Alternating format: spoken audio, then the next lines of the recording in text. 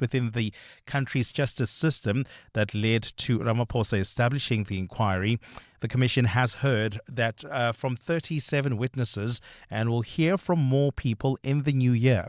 Its interim report will not be made public, while contents of the final submission will be published. Presidency spokesperson Vincent Magwenya.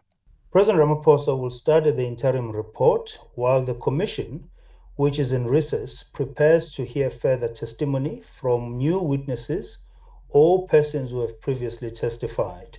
Law enforcement authorities are searching for a builder of a collapsed temple in KwaZulu-Natal where 5 people died. The 4-story structure caved in last Friday in Verulam when it suffered a structural failure while under construction. The Council of the Built Environment yesterday released an interim report showing irregularities in the construction of the Hindu temple. The report found the construction was unlawful due to not having approved building plans or any other required authorizations. Public Works and Infrastructure Minister Dean McPherson says the builder has to be found. It has also been observed that substandard concrete material and substandard reinforced columns were used. It is vitally important, therefore, that we urgently track down the supplier and builder that used this material to stop this from happening anywhere else. We have been unable to do so, but we are working around the clock to track them down. The International Relations Department has started diplomatic discussions with the United States and Kenya following arrests related to an American refugee program for Afrikaners. Home Affairs Minister Leon Schreiber says he regards attempts by Kenyan citizens to enter South Africa illegally to process these applications on behalf of the United States as an abuse of the visa system and a breach of a diplomatic protocol. The Kenyan nationals were deported yesterday. Lindsay Dentlinger reports. Home Affairs Minister Leon Schreiber says the Reconciliation Day swoop on Kenyan nationals was no different to its other operations on those believed to be working in the country illegally. He says the department acted on intelligence it had received, but has not disclosed where the Kenyan nationals were apprehended. A previous attempt to apply for volunteer work visas for the Kenyan citizens, believed to be part of the church organization that assists the US with its refugee program, was denied.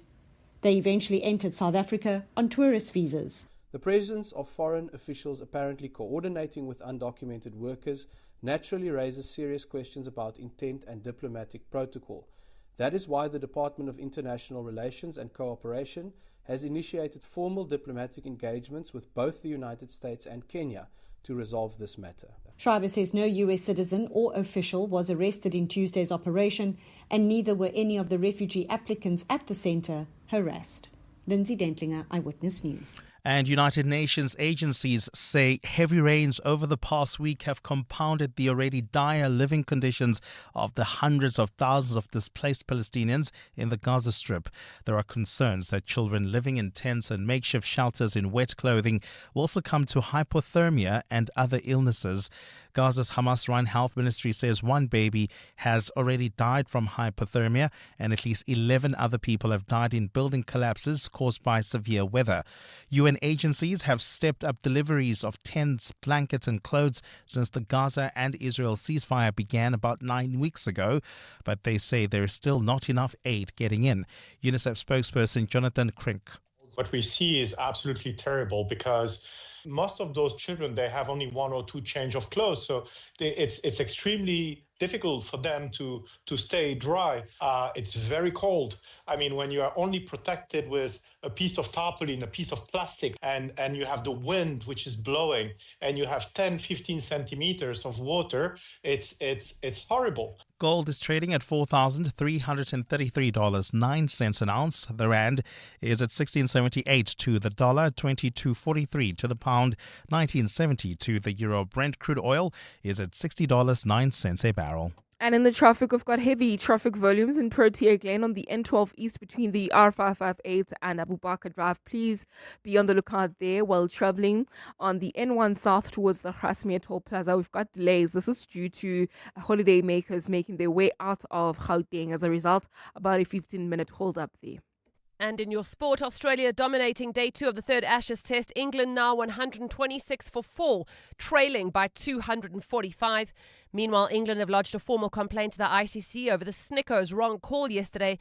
Alex Carey admitting he nicked the ball but wasn't given out for Australia.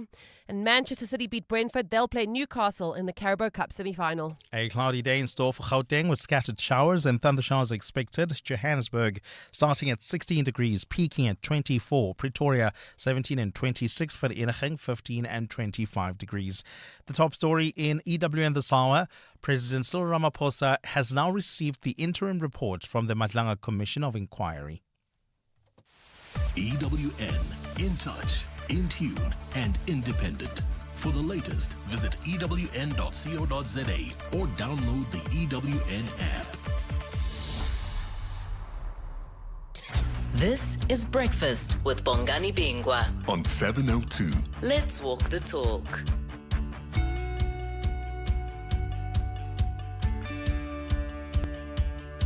Seven minutes after 6 o'clock. Welcome to 702 Breakfast. It's the 18th of December, a Thursday. We're finally at the end of the week. Almost. We're in the stadium. We can see the crowds. Not quite at the finish line. Muteo is crawling. Amo is just standing hunched, her hands on her knees, just looking at that finish line, thinking, will I ever get there? All jokes, all said in jest. My colleagues Amo Ramila and Mutero are, of course, here with me as part of the team. On our menu today, we're looking at the year that was. Khumuza Mudise from EWN has spent more time in court, perhaps, than some lawyers or even members of the bench this year, following a couple of key trials and key matters. She's going to bring us up to speed. Remember Thabo Bester and Nandipha Makudumana? You've all moved on, haven't you? She's going to explain 30 years of the TRC and the unending Senzo Meyiwa trial. Where are we on that, right? You want to know. And then our big interview is going to be one of those cerebral conversations, if you like. We're speaking to the author and political journalist John Mattison, who's written an interesting piece in News 24, I think it is. And essentially what he's saying is Ibrahim Rasool was right. Ibrahim Rasool was right. Remember, he was booted out of Washington for suggesting that the Trump administration is aiding ultra-right parties push a white supremacist agenda around the world. Well, if he was wrong, why was it that the disinformants and their campaign found fertile ground in the United States? America now putting out a new Europe policy, and the Europeans are absolutely shattered. But it's more or less the same playbook we have been hearing. So John Mattison will explain that to us, and if he can do that to Europe, who are we? Whomst were we, as the young kids would say. And then we'll tell you about a new musical adventure on at the Children's Theatre, and it's the curtain closing on Madagascar. This is Breakfast with Bongani Bingwa On 702. Let's walk the talk. As always, I am not alone. I've got the entire team with me. You've already heard the voices of Amo and Muteo. KG's on the desk. Bapelile Sambo and Refuwe Letwa are taking your calls. Cindy Paluta will give you the latest in terms of sports. And, of course, Fisa Zulu, anything you need to know in Eyewitness News. You're with Bongani Bingwa. 702 weekday mornings, 6 to 9 a.m. 10 minutes after 6 o'clock, as always, a question, a shout out will illustrate something in the news. I know I've spoken about people calling me timer at the shops, right? Or kids of relatives calling me uncle. I want to know, when did you first realize you were getting old or were older in the workplace? Right? In the workplace, only in the workplace. When did you start realizing that, hey, okay, maybe I'm the problem? And I'm talking about environments where there are younger people, sharper people, full of ideas, full of creativity, dealing with problems and the world in a way that just would not have occurred to you even 5 years ago, right? And that can be both good and bad. That can be both negative and positive. The work ethic might not be the same. The commitment to chasing goals and delivering on those goals might not be the same. So there are all kinds of factors. But whichever it is, it was the first time you thought, maybe I'm getting old. You know the broadcaster, now award-winning author, Proverb, rap star. Yeah. He's always called me Booty Bongs.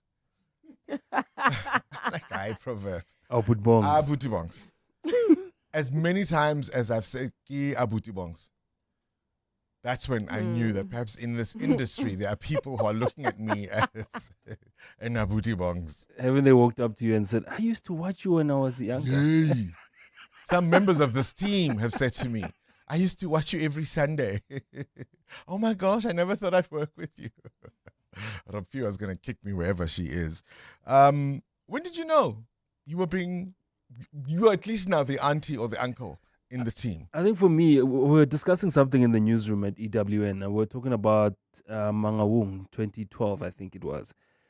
And one of the young journalists was like, you were there?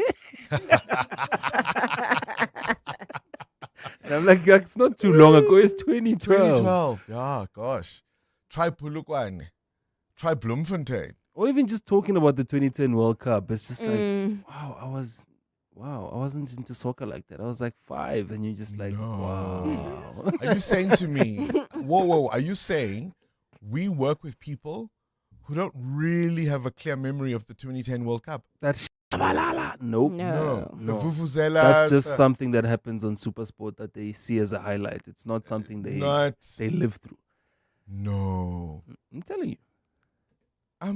When some of them started calling me Aus Amo or Os Amo, it's like, no, wait a minute. Did you say Os?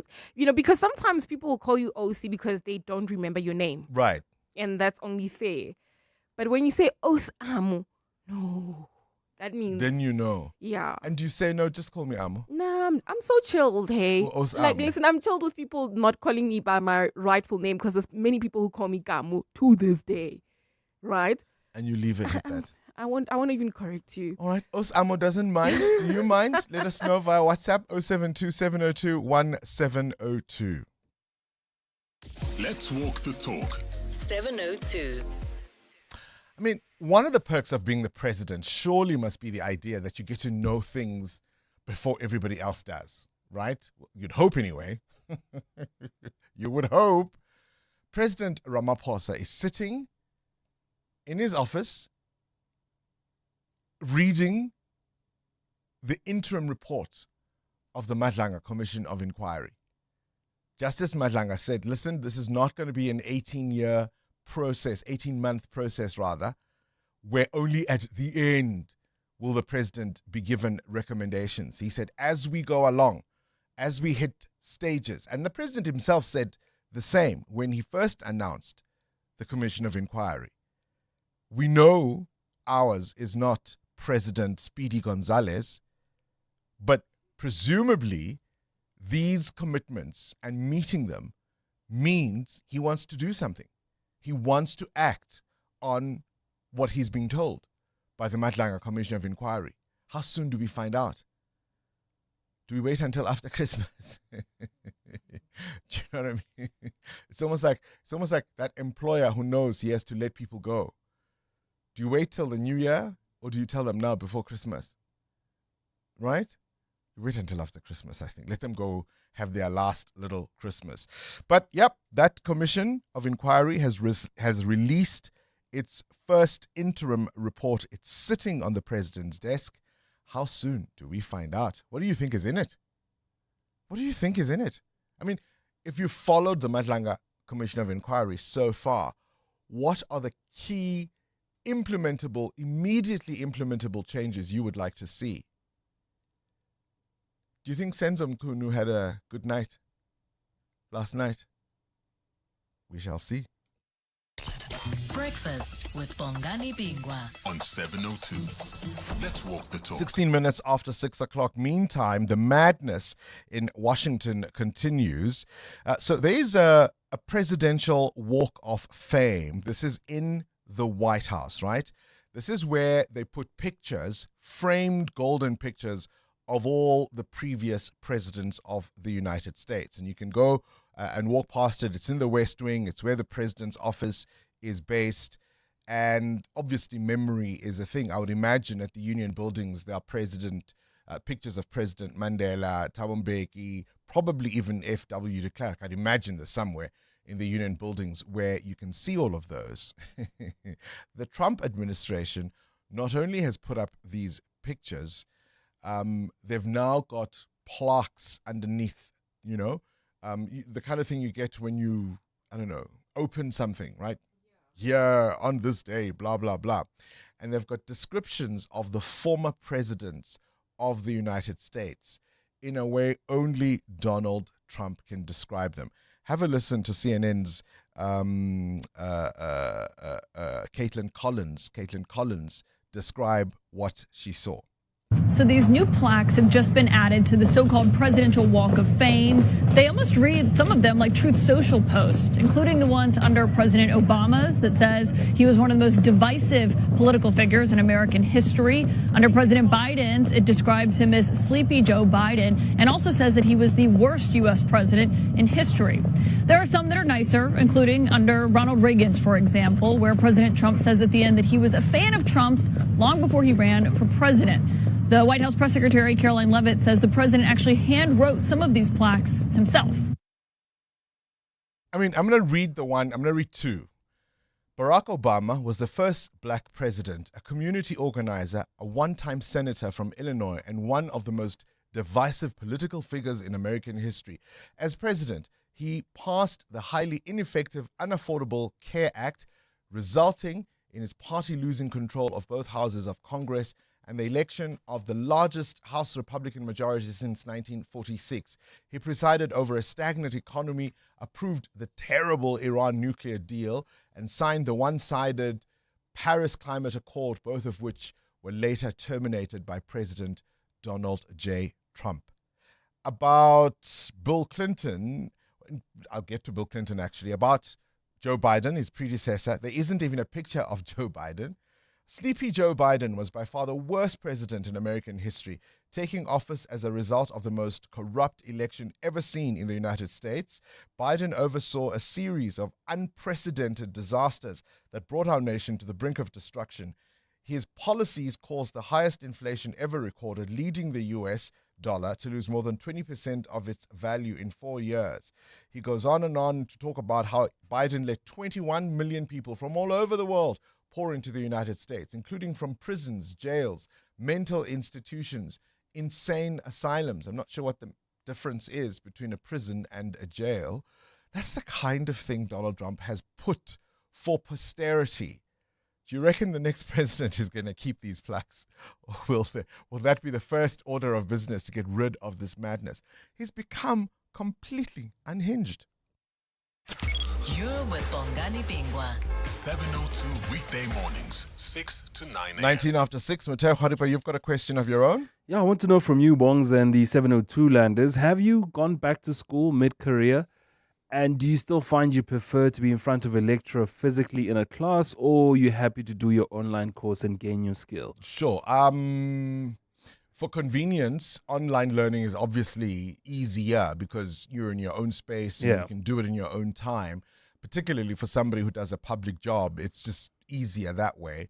But I would probably say I would commit to the process better in front, like if I show up somewhere. Yeah, you still want to be in front of I think I'm just too old school. So dialing in is not going to be... It can be done, and I see the benefits and how that would fit better into my life. But I'd be a better student in class. Amo, in front of a class or at home on your laptop? I think hybrid would work better for me if there's certain days that I'm in class and certain days that I'm at home. And if it is that I'm at home, I'm able to see the lecturer online and my fellow students on the other hand as well. I like that. But yeah, I think so. I think I would do better with hybrid. I think I'm a more physical class type of person. You insist on being in the building? Yeah, just being in the building. Find the time. Wow, okay. I'm curious about what prompts the question. 702. Weather. This EWN weather is brought to you by Samsung. Samsung air conditioners bring the cool to today's weather update. I did some washing yesterday and because we had such a beautiful day. And guess who forgot his washing on the line? And guess who heard the rain first thing this morning? Ish. Did you run out to get No. A cloudy day in store for Gauteng with scattered showers and thunder showers expected. So if you're doing your washing, remember that. Remember, I hadn't had power for a week, so I had a lot of washing to catch up. Temperatures in Joburg peaking at 24 degrees, Pretoria 26, Vereeniging 25. A fine day expected for Cape Town, a high of 25 degrees. Gqeberha peaks at 24, East London 23, Durban 22. At the break of day, the shoreline hums with promise. A cool breeze drifts across the sand. Children laugh in the distance. Umbrellas bloom brightly, and the horizon glimmers with ease. It feels lighter here, fresher, as if summer has been redefined. That's the power of Samsung air conditioners in your home, where innovation meets serenity. Make every day a cooler, smarter summer. Shop at Samsung stores, online, or speak to your authorized installer. EWN Traffic. 22 after 6, let's catch up with the roads. We're already kind of on holiday mode. Yeah. But let's see how busy things are this morning. And actually how you see that, Bongs, is when you see the delays that are heading towards the toll gates. That's when you know that we are on holiday mode. Yeah, so we've got delays towards the Grasmere Toll Plaza at this moment, about a 15-minute hold up. Please be on the lookout there while traveling on the N12 East. We've got delays between the R558 and Abu Bakr Drive. This is in the Protea Glen area, about a 20-minute hold up there. And then heading towards Bedford View, we've got an accident reported on the N12 West. It's right near the R24 merge. It's causing delays coming out of the Edenville Road exit. Do expect about a 15-minute hold up approaching the Giluli's interchange. I'll have more updates, but if you come across anything else, we're on X at EWN Traffic. There's more EWN on air, online, and on the EWN app. 702. Add your voice. Have your say. Let's walk the talk. Morning, Bongani and the team. I realized I was getting old the day I frowned on interns calling me with my name and not calling me Mr. Mataba. Morning, Bongani and the team. Yo, mommy and you, same WhatsApp group. They call me Ceci Judy. Mind you, I'm just 29. I'm not that old. They started calling me Ceci Judy in 2023, and I was like, no, guys, I'm your age mate, so please. But now, I had to accept I'm Ceci Judy at work. My 2000. Judith in Pretoria. Hi, good morning, Bongani and the team. Sam here from Soweto. Aus Amo is better than to be called the Mamzo. The Mamzo. I said, no. Thanks, Sam from Joburg. Morning, 702. I realized I was old at work when my team, one of my team members was celebrating a birthday, and they were all going and they were talking about this birthday, and I was like, but why am I not invited? And they all said, Sisvi, you're going to get there and tell us we drink too much. We're going to come back. You're going to remind us of what we are doing. We want to go and let go. When you are the law. So then I realized that, you know what? Yeah, I am old. Thank you. Bye. Start your day with Bongani Bingwa on 702. Let's walk the talk. 25 minutes after 6 o'clock, things you need to know at this hour. Police in Barberton are investigating a fire that's destroyed 10 buses at the Busco depot just after 1 a.m. on Wednesday morning. The fire started in one bus and quickly spread. With no calls yet confirmed, concerns have been raised about commuter transport during the festive season. The MEC for Transport in that province in Mpumalanga, Thulasizwe Thomo, calling on Busco to activate backup plans and urging anyone with information to contact Crime Stop or to use the MySAPS app. It was really hard to watch yesterday, the former public protector, Thuli Madonsela. Did you watch her briefing? She was talking about how she says she was threatened with eviction just 48 hours after the death of her life partner, Richard Foxton, before an executor to the will and the estate was officially appointed. She cited WhatsApp messages that said her home should be locked. In a video posted to her social media yesterday, she says she's challenging Foxton's 2025 will in court, raising concerns that her home was valued without her consent, expressing fears for her safety, and says she wants an earlier 2020 will to be the one that is honored. Again, one cannot stress enough how important it is to have these conversations with the people you love whilst you're still alive, so that there's clear agreement from everyone and between everyone what you really, really want your wishes to be. But it was just a hard watch. In the Worldview, Adam Gilchrist is going to be telling us about a British astronaut Tim Peake, who is calling on the United States and China to stop taking up a new space race and instead work together on future missions to the moon. We'll hear a little bit more about that in the Worldview with Adam Gilchrist. And a very happy birthday today to Billie Eilish. Do you know who Billie Eilish is, Amo? She was born on this day in 2001. She rose to global fame as a teenager, recording music in Los Angeles with her brother and collaborator, Phineas O'Connell.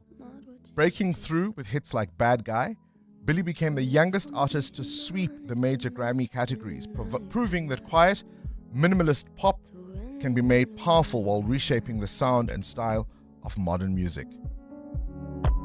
Thought I could fly, so I stepped off the golden. Nobody cried, nobody even noticed. I saw them standing right there. Kinda thought they might care. I had a dream, I got everything I want. This is what the young kids are listening to. If you go past somebody's office and they're allowed to play music, this is what they listen to. It's really pleasant music. It's minimalist, there's a gentleness to it. But I'm old. When the colleagues start talking about Billie Eilish, because I wanted to talk about Steven Spielberg's birthday, my team insists no, let's rather wish Billie Eilish a happy birthday. Let's be current and young. That's when I knew I was old. Happy birthday, Steven Spielberg, or happy birthday, Billie Eilish? Spielberg. Billie. Happy birthday, Billie. Yo, when did you know you were old in the workplace? EWN Business. Mateo's question, if you go back to school mid-career, how did you do it? Did you study in a physical environment, in class with other people?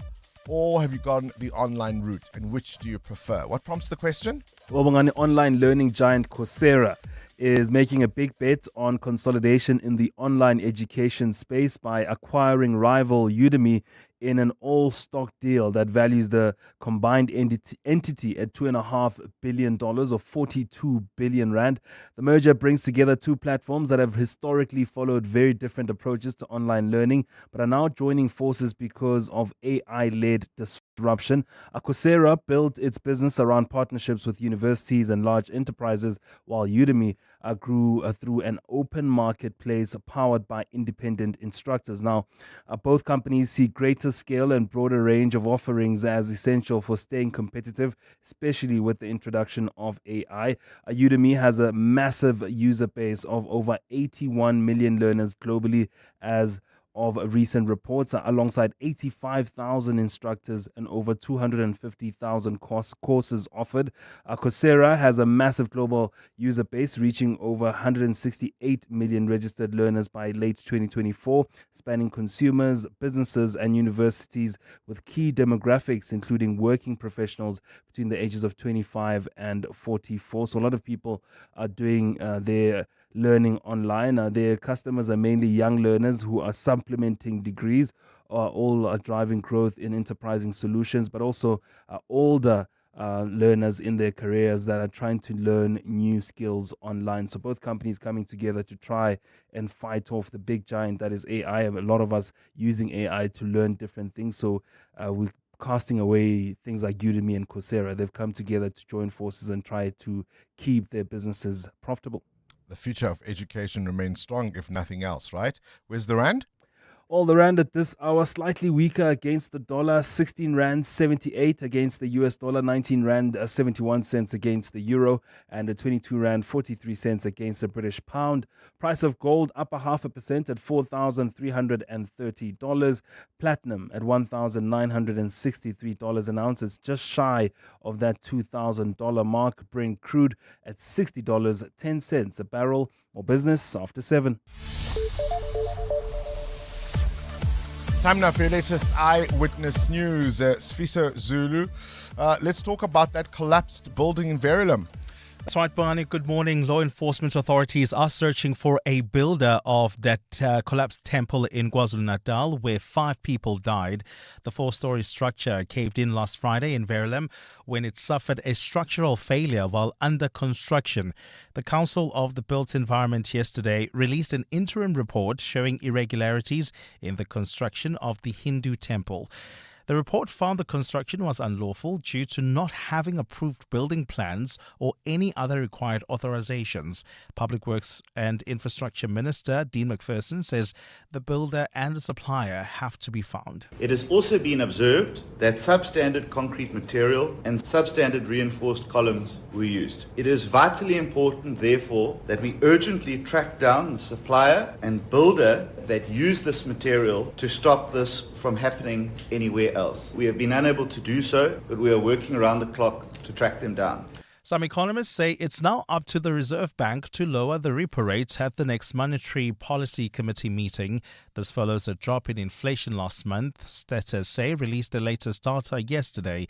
Nokayam Dambo has more. The moderation in headline inflation stemmed mainly from more subdued transport costs, which offset a jump in food inflation.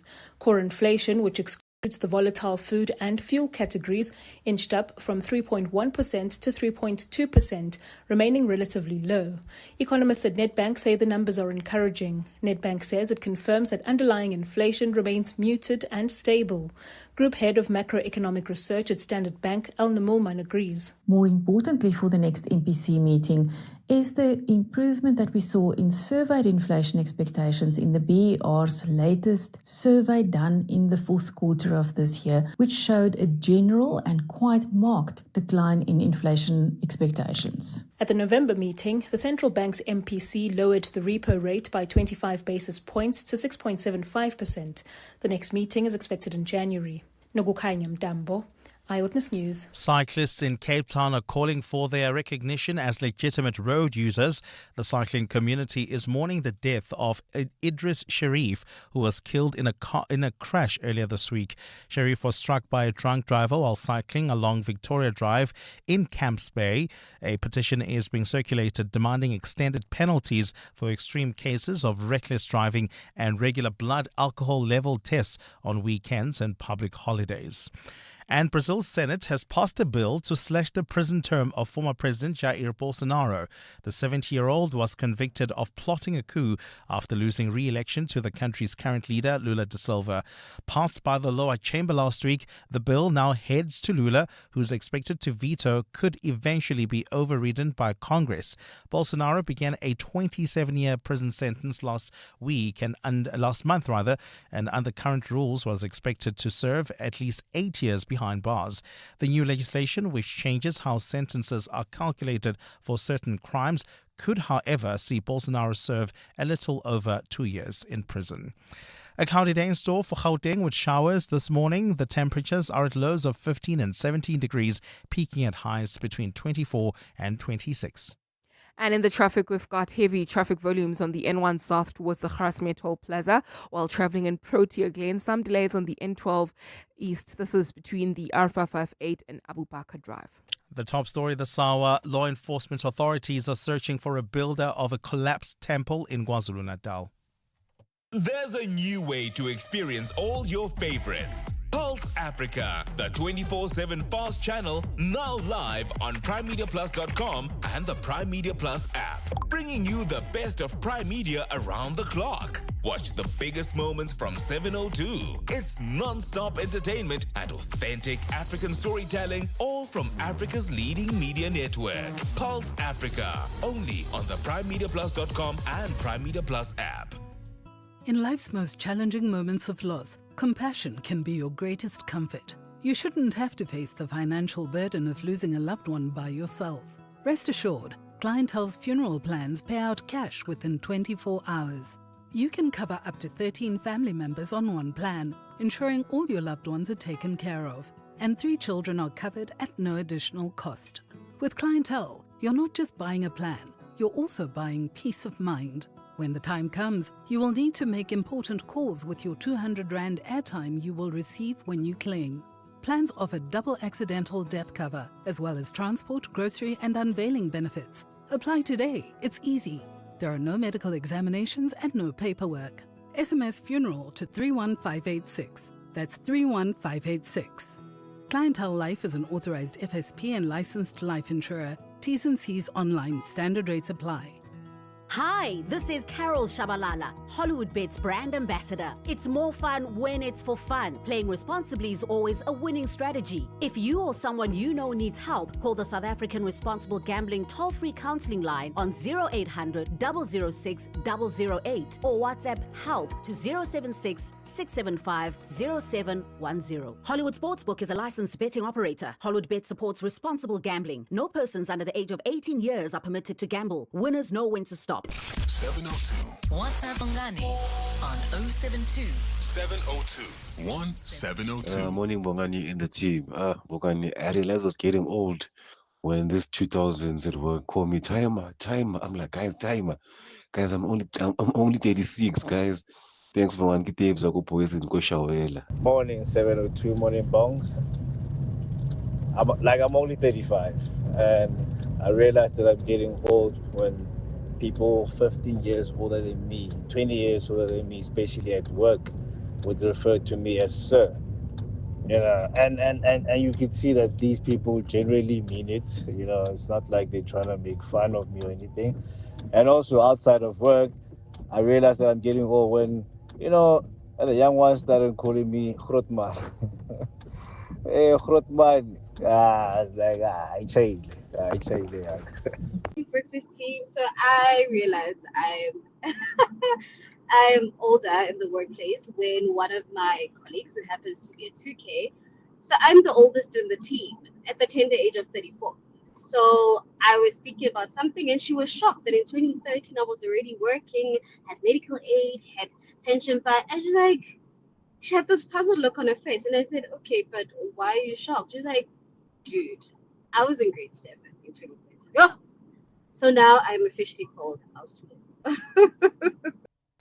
It's always interesting. I mean, out and about in the public, at the shops, at the petrol station, it's one thing. But your colleagues are people you see every day. So we had a debate this morning because, you know, every now and again we try and tell you things that are good in the world. Not everything is doom and gloom.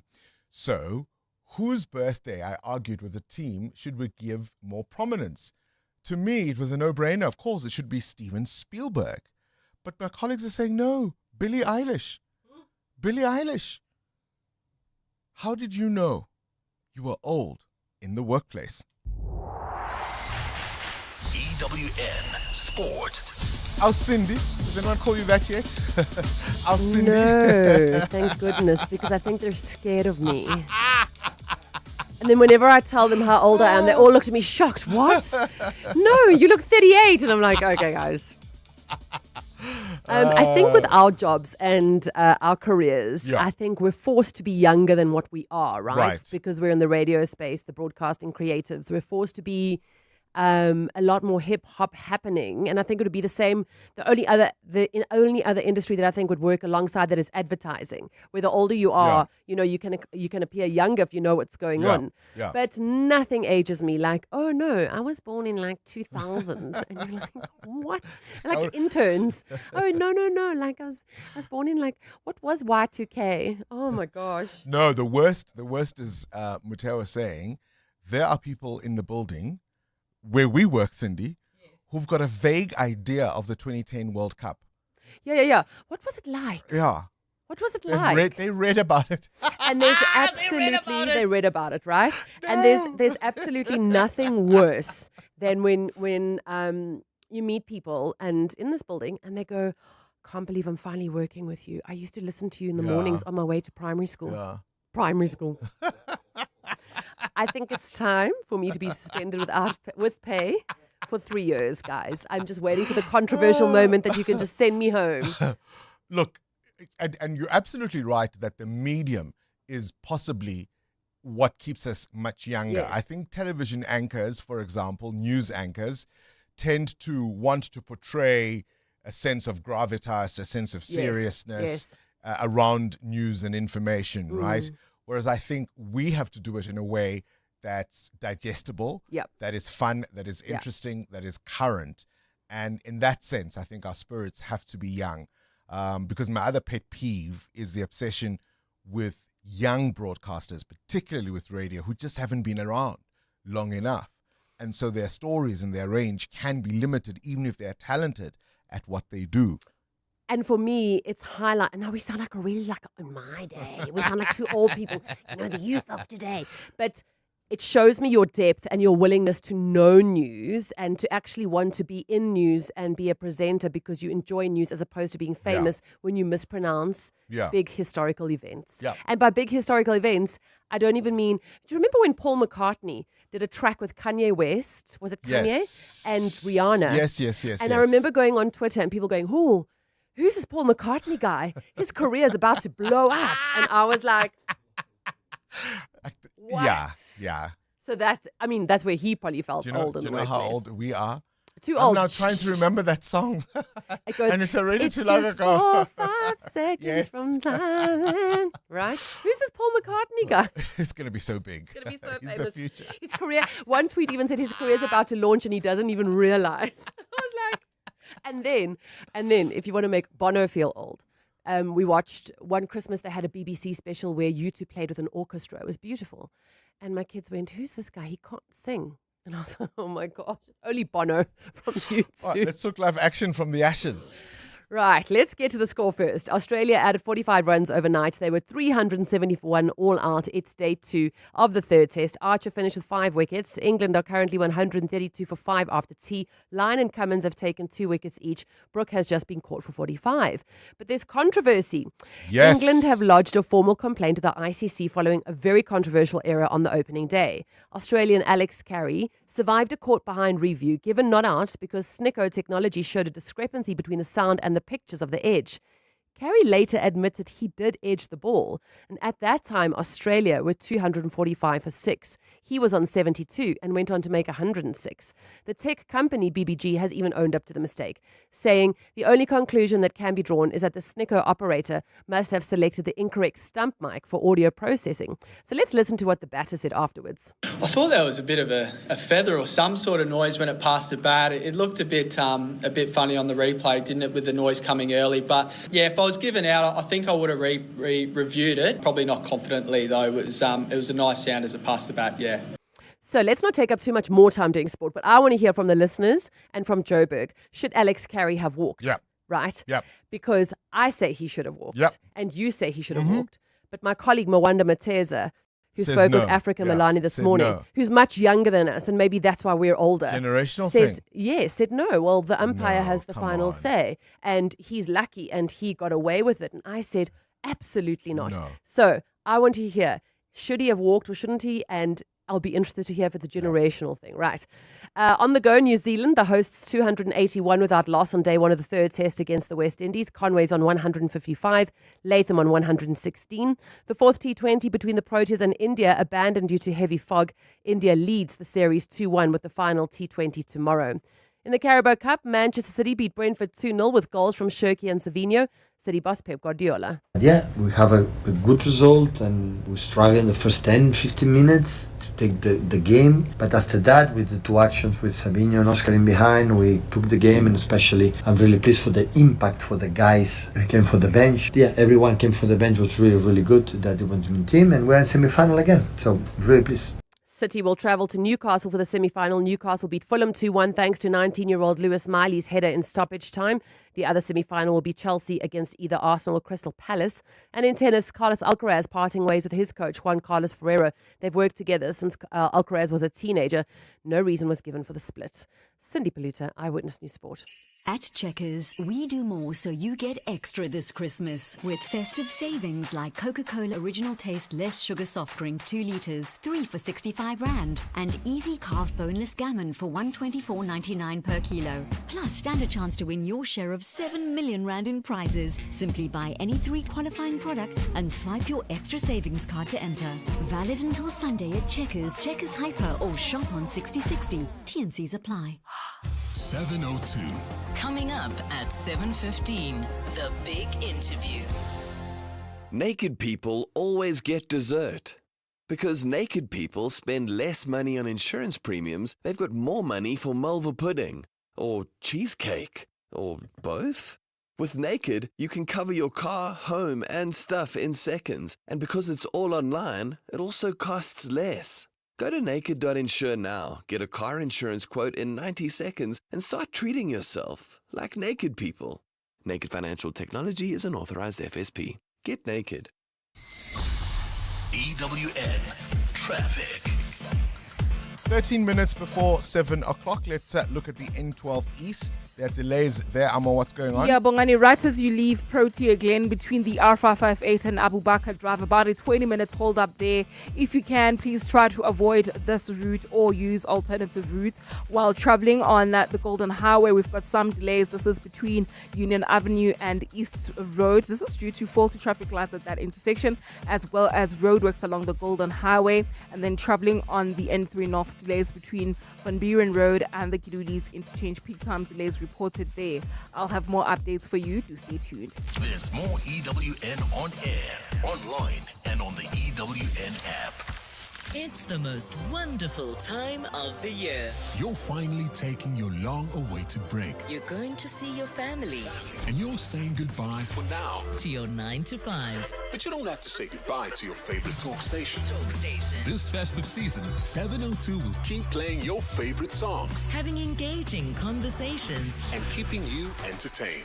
So, make sure to sit back, relax, and walk the talk with us this festive season. Download the Prime Media Plus app to make sure you don't miss a single conversation. Happy holidays from 702. Your wallet may not be feeling festive this December, but OUTsurance could have some amazing savings or cash to put the jingle back in your pocket. Get a quote today, and if OUTsurance can't beat your car insurance premium, ask for 500 Rand cash. Make that 1,500 Rand cash if you've been claim-free with the same insurer for 3 years. So you get savings or cash.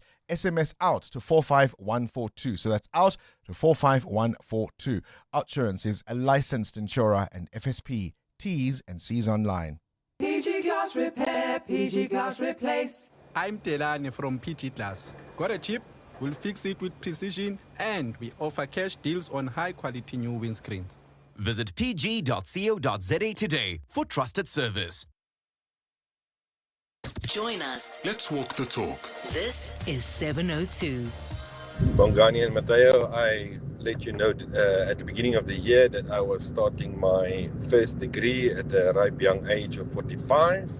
It's still going exceptionally well. Because I work long hours full time, I cannot go into classes. I'm doing it online exclusively.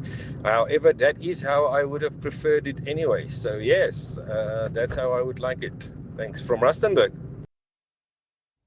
Yeah, indeed. We're talking about so many issues. How did you know you were getting old? And cricket. Is it a generational thing to expect the batsman to walk when they know they've nicked it? Or is it always the umpire's call? Anything to give you an advantage? And is a different perspective about those things generational? Current events, developing stories, tough questions, your voice making a difference. This is Breakfast with Bongani Bingwa. Indeed, it is. Remember, of course, no more whiz quiz until the new year. It gives us more time, I think, to have more conversations and interviews. Now, if this year had a soundtrack, a big chunk of it, no, would not be Billie Eilish. It would be courtrooms, doors creaking open, gavels coming down, and few journalists have spent more time inside South Africa's most consequential trials than EWN's Khumutso Modise. From the emotional weight of the TRC cases, marking 30 years since the commission was established, to the never-ending twists of the Senzo Meyiwa murder trial, the jaw-dropping testimony in the Thabo Bester saga, but on and on. Court proceedings and processes have continued. We now know, for example, the president has the Madlanga Commission of Inquiry interim report on his desk. How soon he acts on which aspects is what we are all holding our breath to find out. So many stories, so many developments. Good morning, Khumutso Modise. Good morning, Bongani. Absolutely. There's so much on the president's desk. I mean, yes, the Madlanga Commission, that interim report is one, of the pieces of work that he has to address. But also, he's got a report from what are they calling themselves? It's called a committee that had been interviewing candidates for the NDPP process as well. Yes, the panel. Yes, the panel. Yes, advisory panel. And it's right before him as well. So he's got a lot before him currently. So just maybe let's take a step back, if you will. As a journalist and as a young journalist, when you started doing the courtroom beat, as it were, did you ever think any year could be as busy as this one has been?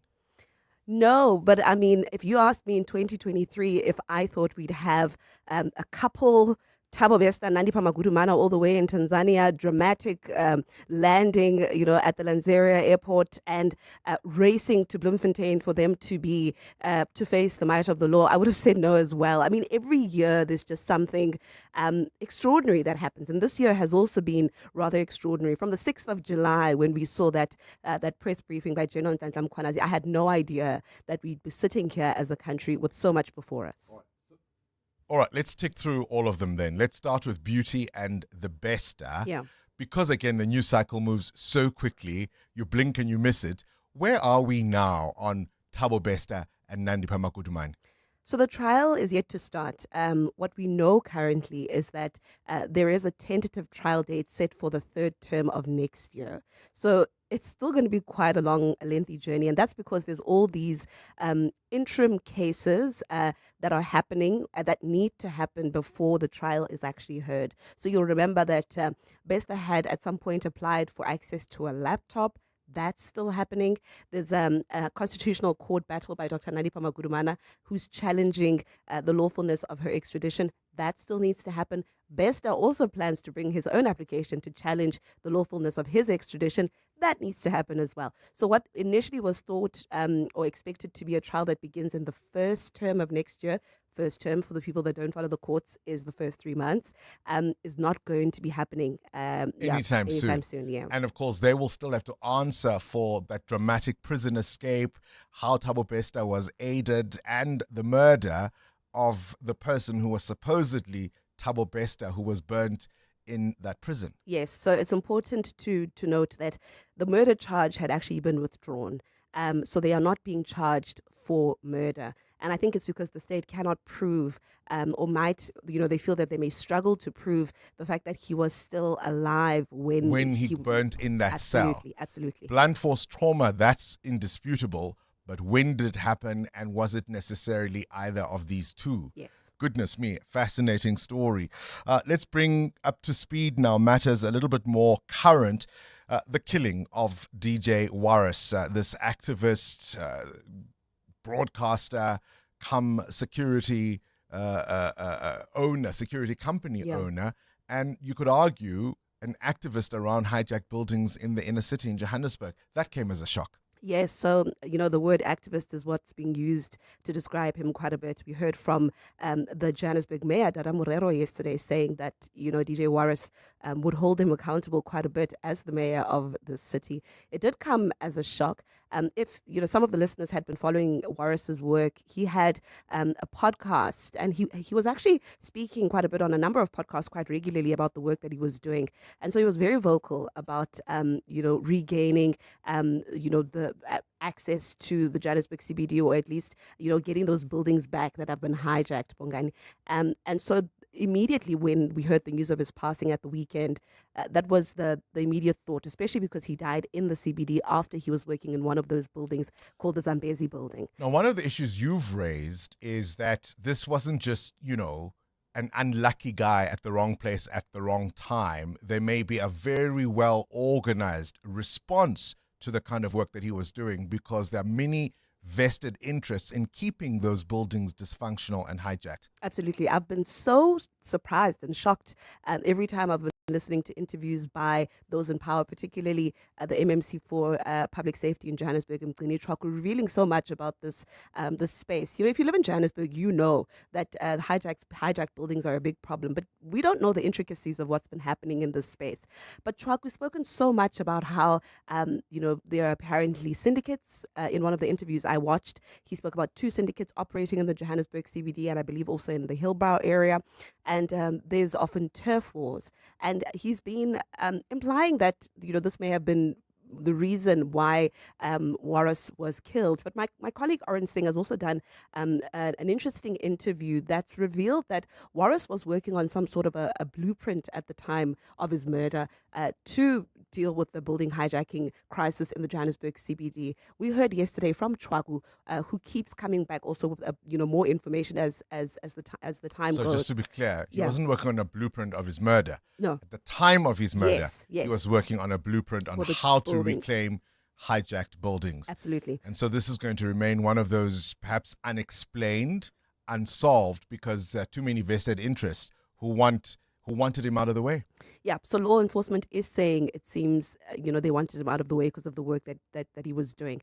But Chwaku's also given details, Bongani, around, how DJ Waris had been working on a biometric system in a building called the Zambezi building, where he was just, visiting to almost make sure that there's law and order there.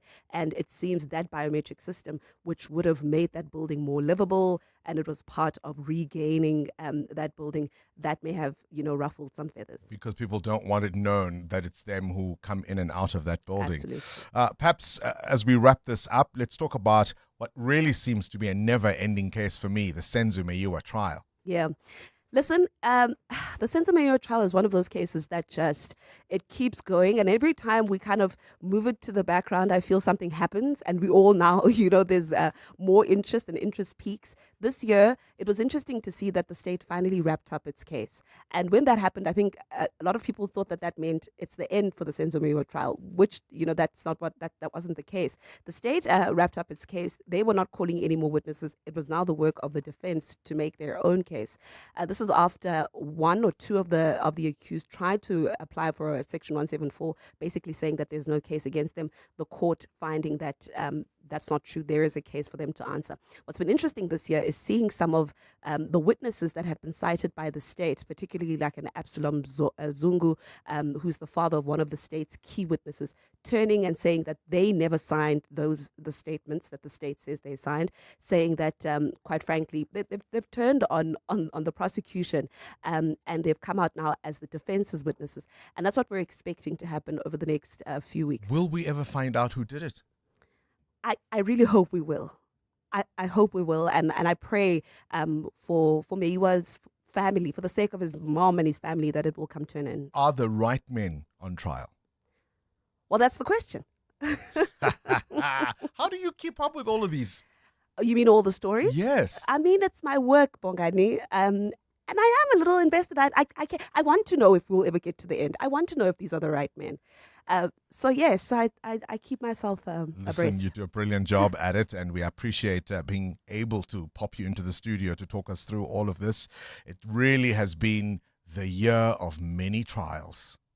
702. Coming up, the big interview. The big interview focuses on a shift from Washington and its relationship with Europe. 80 years of a strong alliance underpinned by organizations such as NATO, the Trump administration going a different direction. And so the question is, was our former ambassador to the US, Ebrahim Rasool, right after all?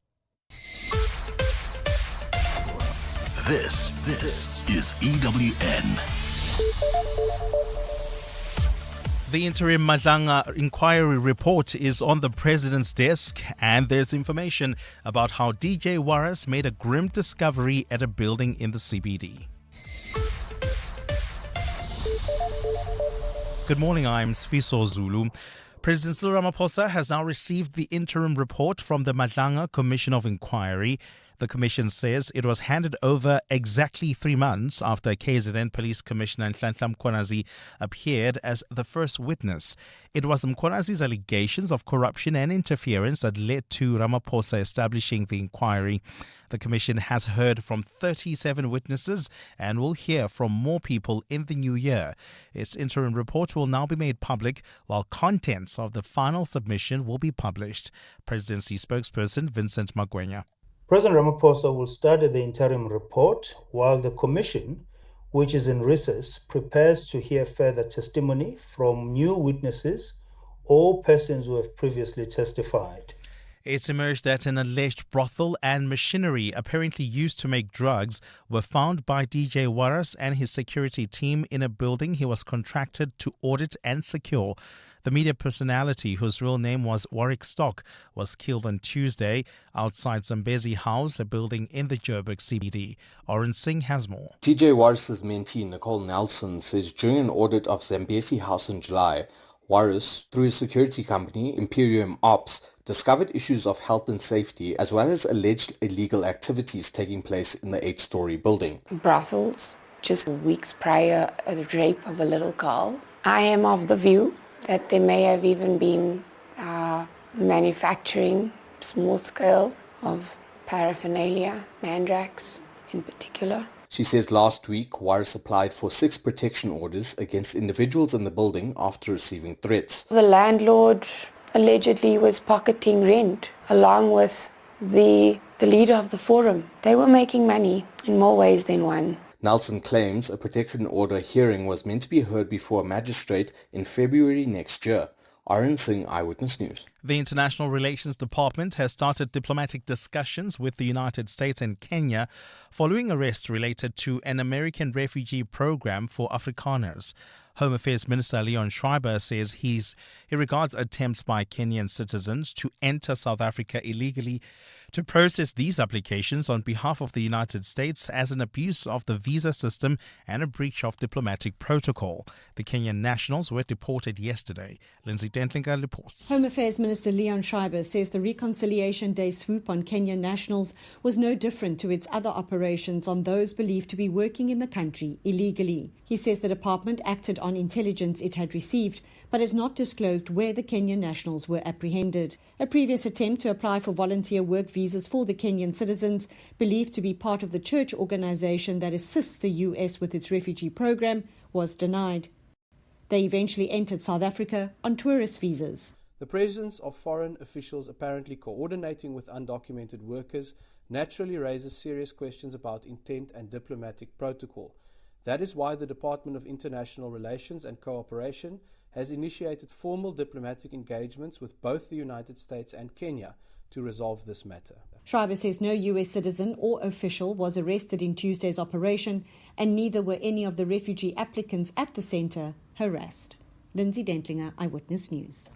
And Australia's Prime Minister has announced measures to stamp out extremism after 15 people were killed in an anti-Semitic attack in the country. Sajid Akram and his son Naveed are accused of opening fire on the Jewish Hanukkah celebration at the Bondi Beach last Sunday. Sajid Akram was shot dead by police and his son is in a critical condition in hospital after being wounded.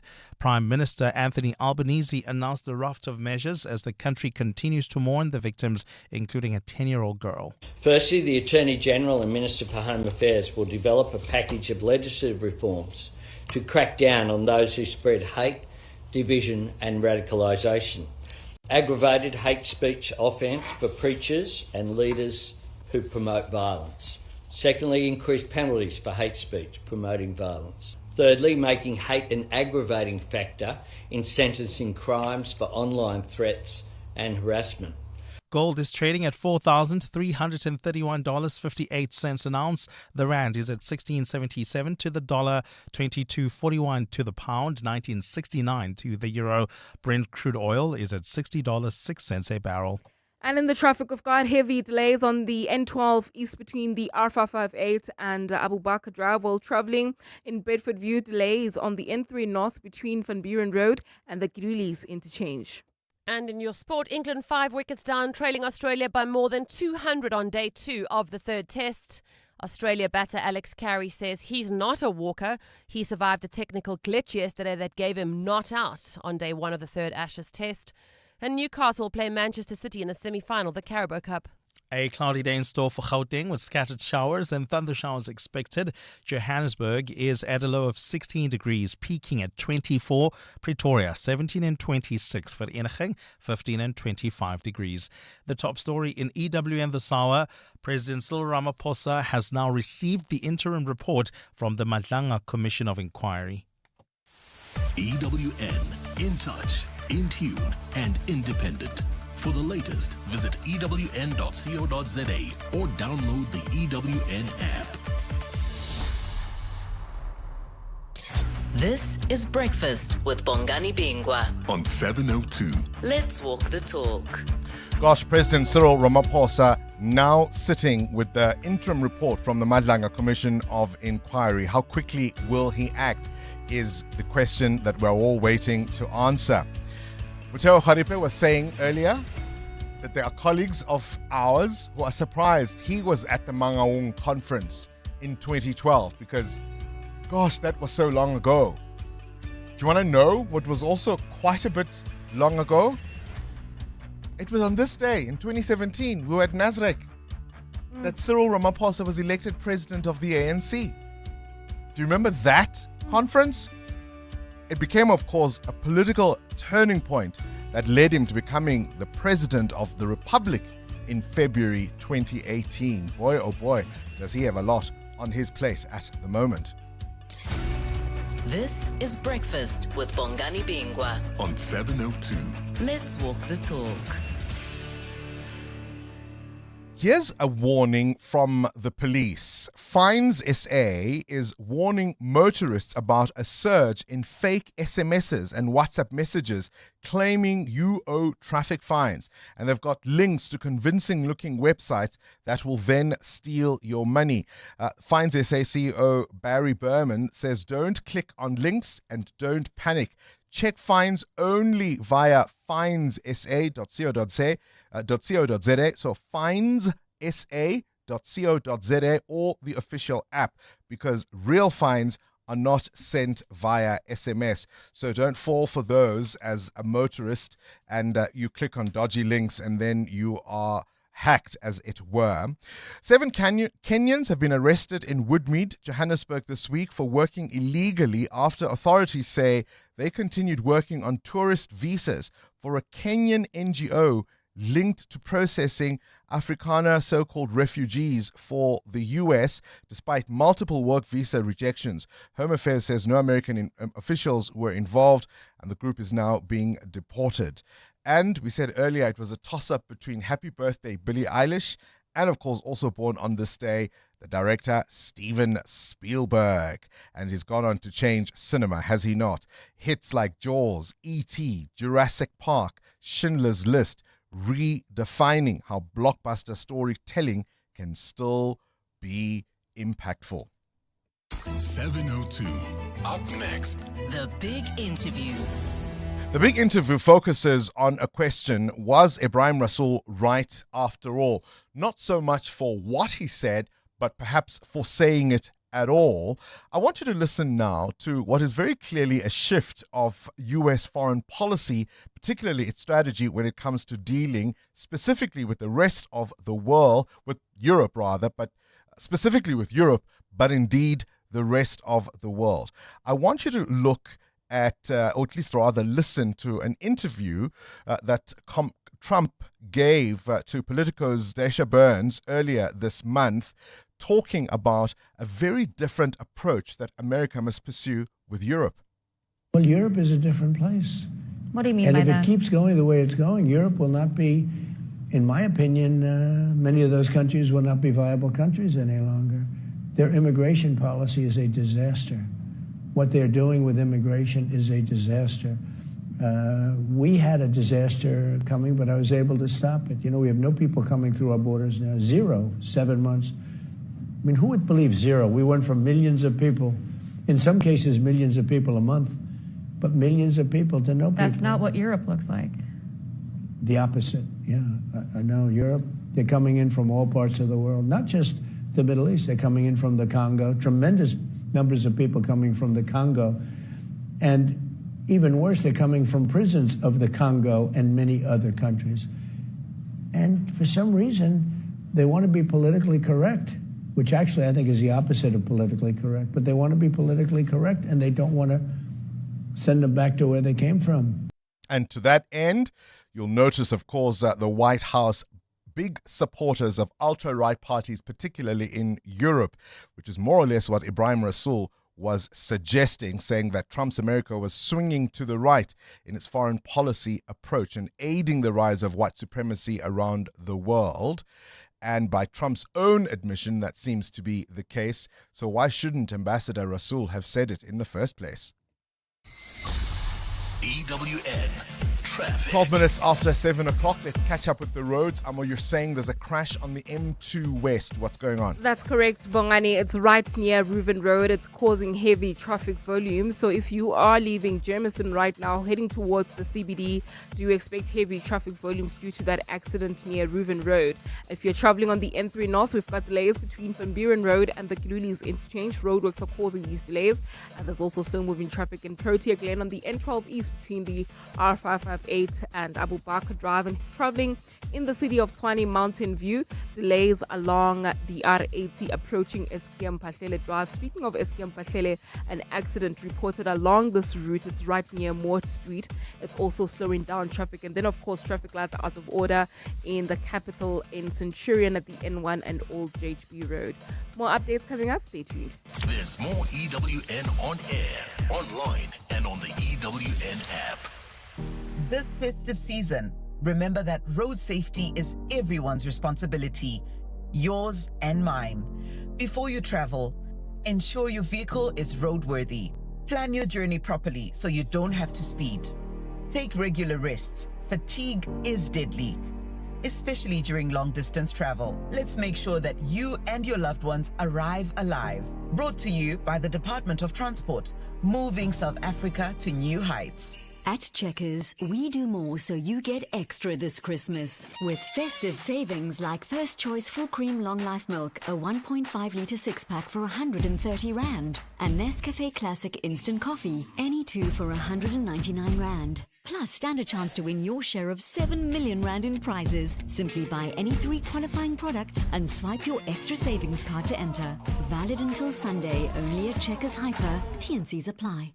Hey guys, this is Robert Marawa, Hollywoodbet's brand ambassador. Playing responsibly is part of the winning strategy. Make smart choices and continue to score. If you or someone that you know needs help, call the South African Responsible Gambling Toll-Free Counseling Line on 0800 006 008 or WhatsApp help to 076 675 0710. Hollywood Sportsbook is a licensed betting operator. Hollywoodbet supports responsible gambling. No persons under the age of 18 years are permitted to gamble. Winners know when to stop. The Money Show.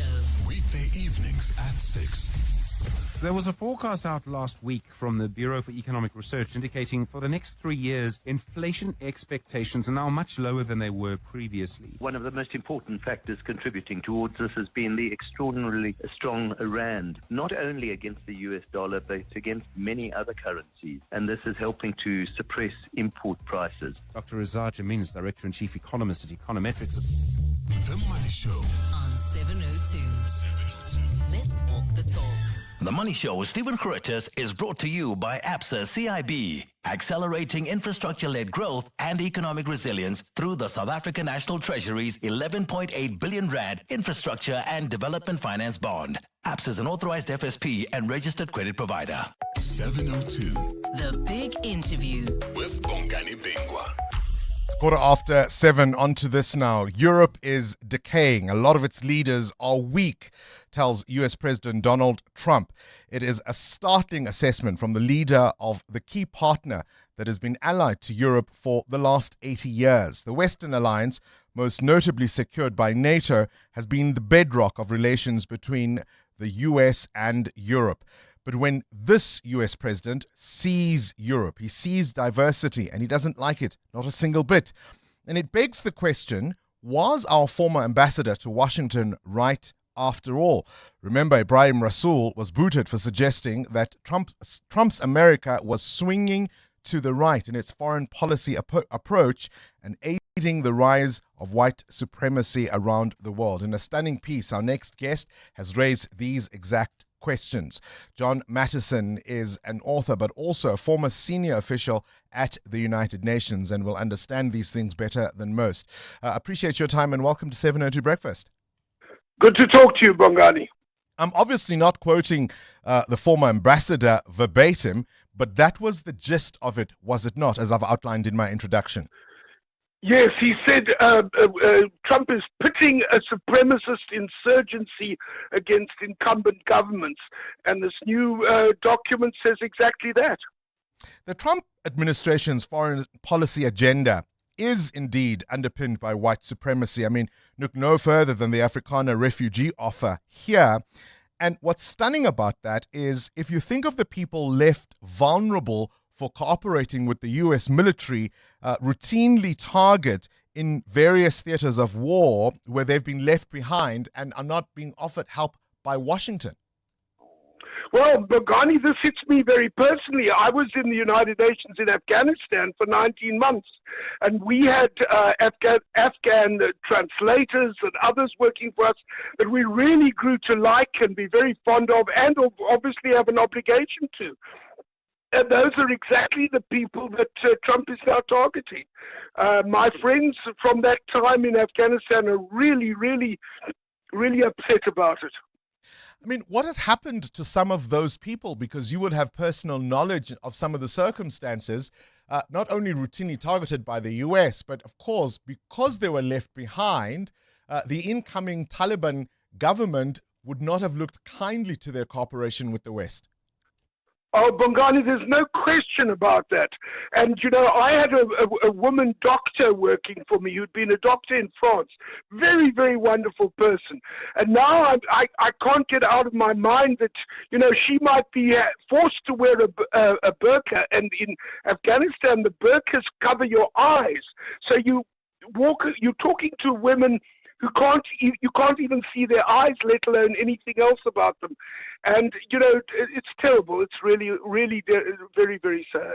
All right, for anybody who may not know, can you briefly summarize this new policy approach to Europe? Because you're arguing that the latest strategy closely reflects what Rasool alleged.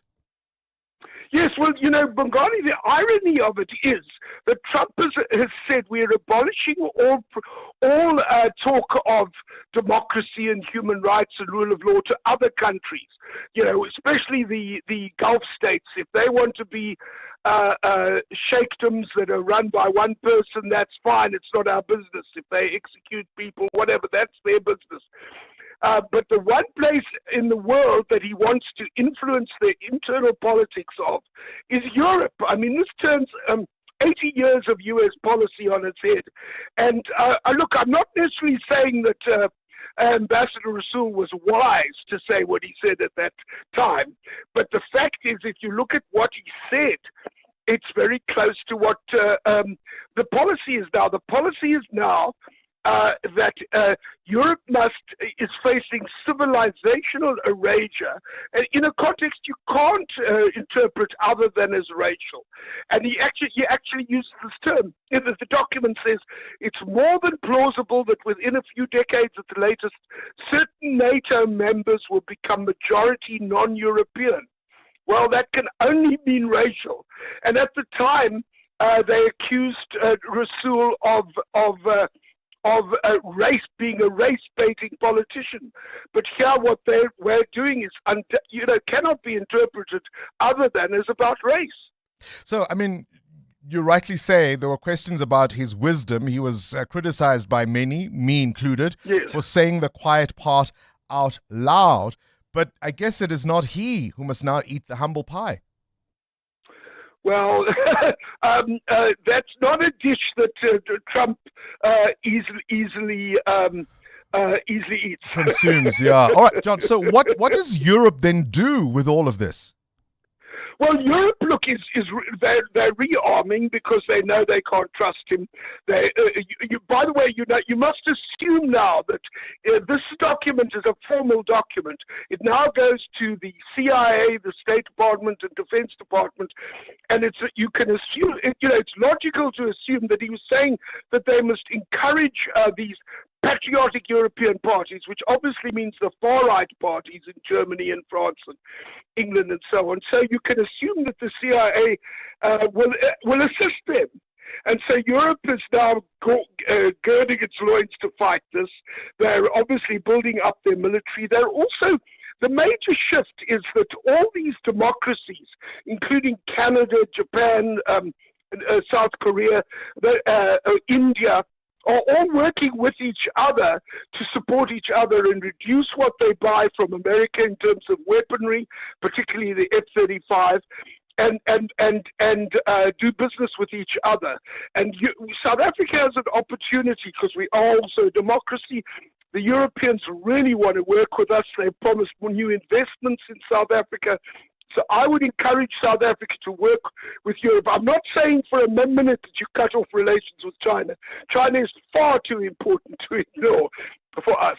But we have a real opportunity if we have some innovative policy. Without making it too much about the former ambassador, but in the broader context of the recent tensions between Pretoria and Washington, if, as you say, America can discard an 80-year-strong alliance in such a cavalier manner, who were we in South Africa to expect that we could win them over somehow, convince them that our ideas around human rights and democracy and diversity and inclusion and equality, that those matter?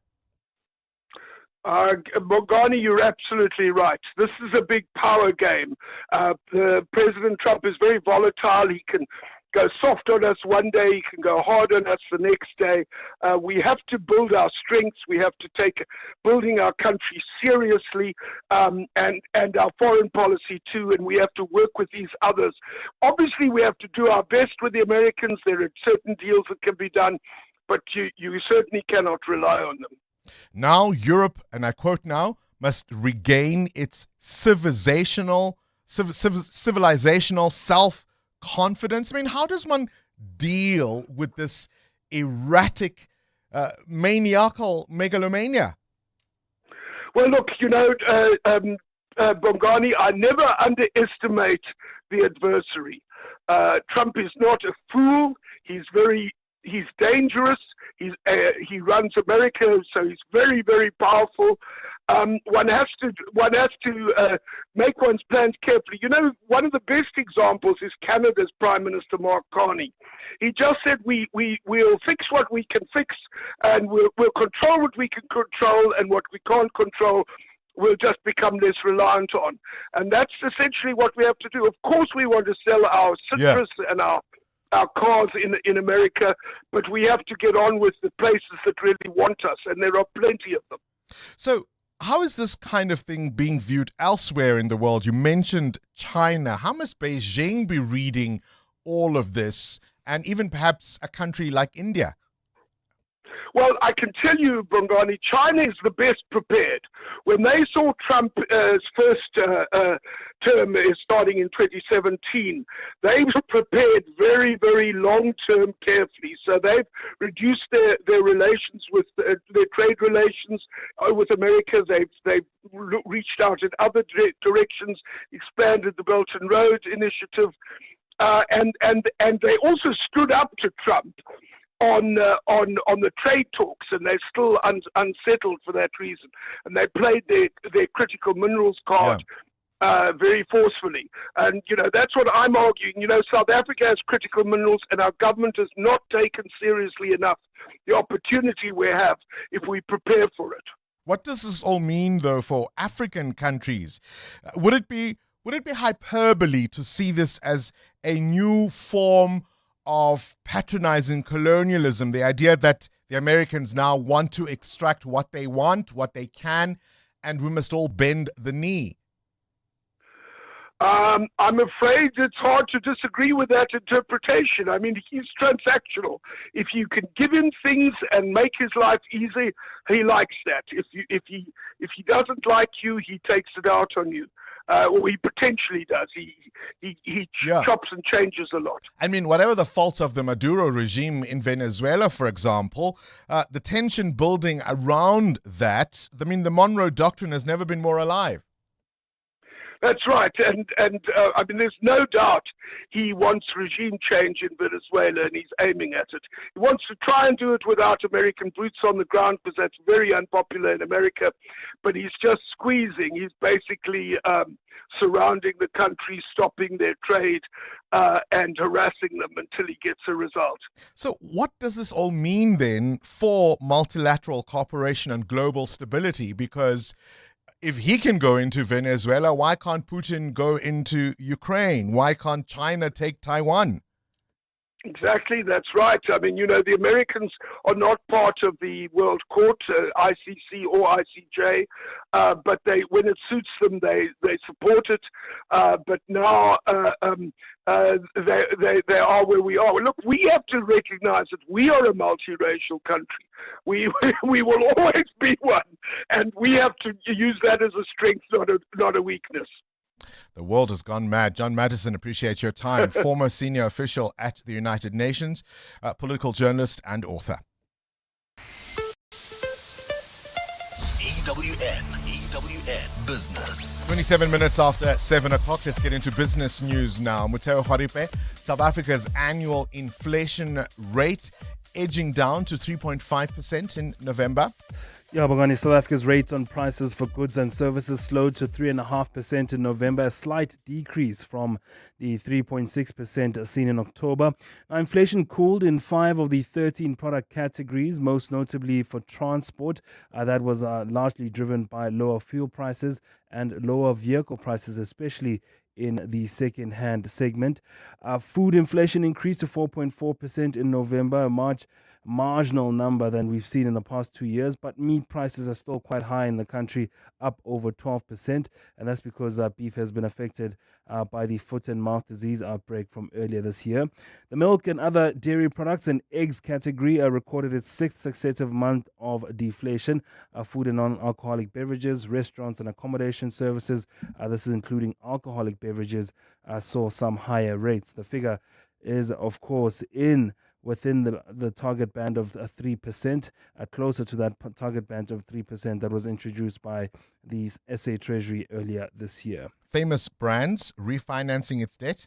Yeah, Famous Brands has just refinanced its debt with Nedbank, the company behind popular restaurants like Wimpy, Mug & Bean, Debonair's, amongst others, is in the process to clean up its balance sheet and reduce legacy debt.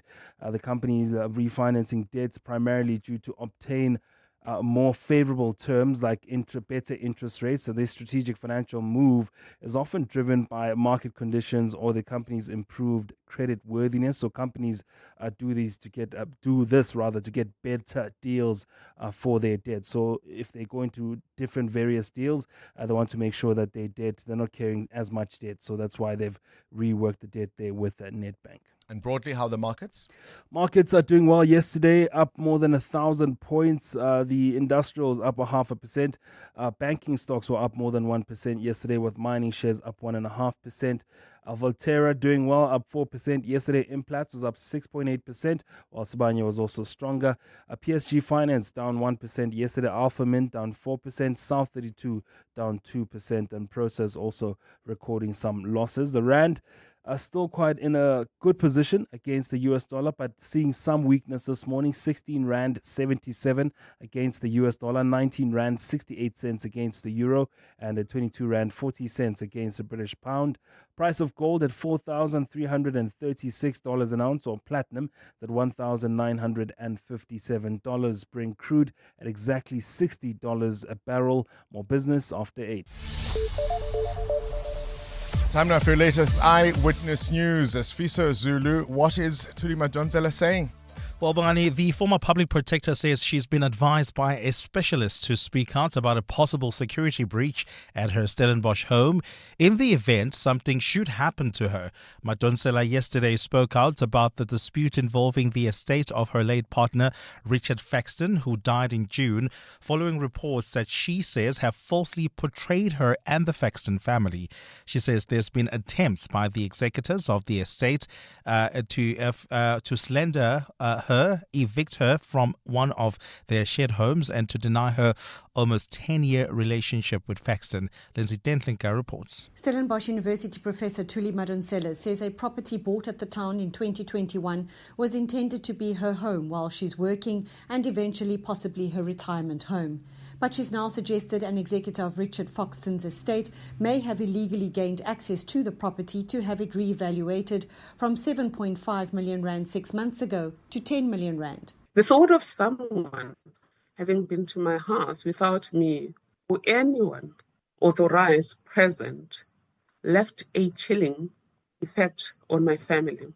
She says Faxton trusted the disputed executors with his financial affairs, and attempts to evict her from their shared Johannesburg home was not done at the behest of his adult children. The eviction notice was not a court order discreetly delivered by a court sheriff. It was a chilling posting in a family WhatsApp group. She says suggestions that she's in dispute with Faxton's family over his estate have been perplexing. Lindsay Dentlinger, Eyewitness News. The Council of the Built Environment says there's a need to examine whether systemic governance failures within the eThekwini municipality are contributing to the loss of life through structural collapses. Yesterday, the council released its preliminary report into the recent collapse of a 4-story building in Verulam, which claimed the lives of 5 people. The report revealed the building was constructed without any approval from the eThekwini municipality, making it difficult for the city to inspect and possibly stop it. However, it's also found a troubling pattern of similar incidents in eThekwini over the last decade. Public Works and Infrastructure Minister Dean McPherson has detailed these incidents during a media briefing. The preliminary report further notes a troubling pattern of serious structural collapses within the eThekwini metro area over more than a decade, reinforcing the need to examine whether systematic and governance failures are contributing to repeated loss of life. eThekwini City Manager Musambele says it's difficult for the municipality to monitor all illegal constructions. So I can't fathom a situation where easily it is said, no, all these buildings that have collapsed in the last 10 years is because the city has failed in its governance as systems. That is not true. I was in charge of city planning for 10 years myself. Some of these buildings that are mentioned there, including the Tongat Mall and the Jacobs, I was directly and personally involved. In the Tongat one, we had served 10 notices and the developer continued to build unabated. Statistics South Africa says used vehicles are cheaper than a year ago, giving consumers on the market for a pre-loved car some reprieve. The annual change for transport slipped to 0.7% last month from twice that figure in October, pulled lower by softer inflation rates for vehicles and fuel. SSA says the latest data reveals a consistent decline in used vehicle prices since August last year. Chief Director for Price Statistics at SSA, Patrick Kelly. Used vehicles were on average 1.8% cheaper in November 25 compared with November 24.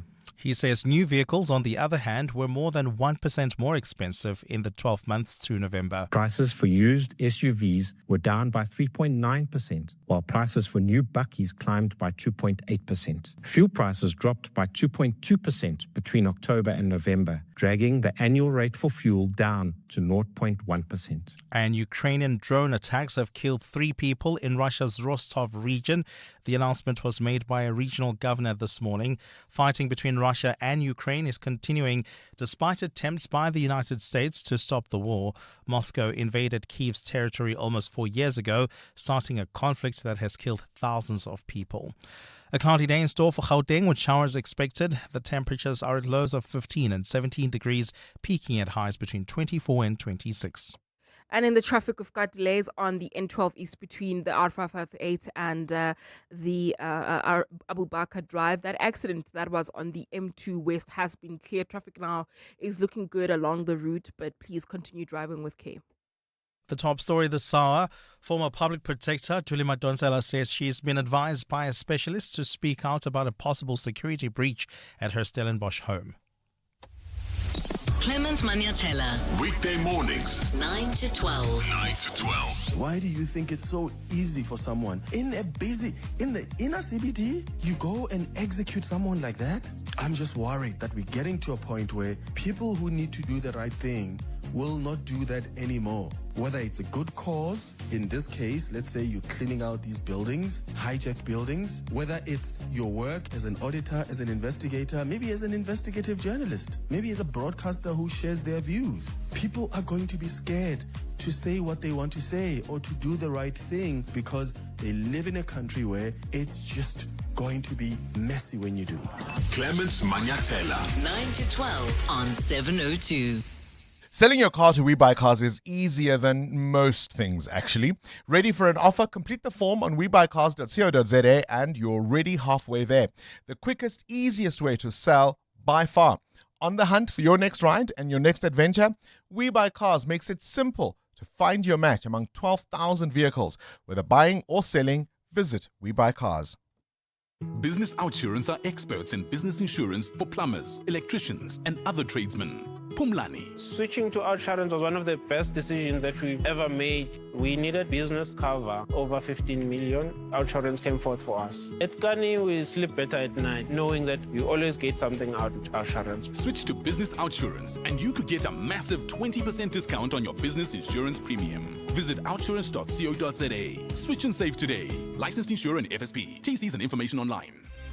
Meet McDonald. He is the self-proclaimed king of homegrown veggies. You see, McDonald believes as long as he sprinkles the seeds, the veggies will grow.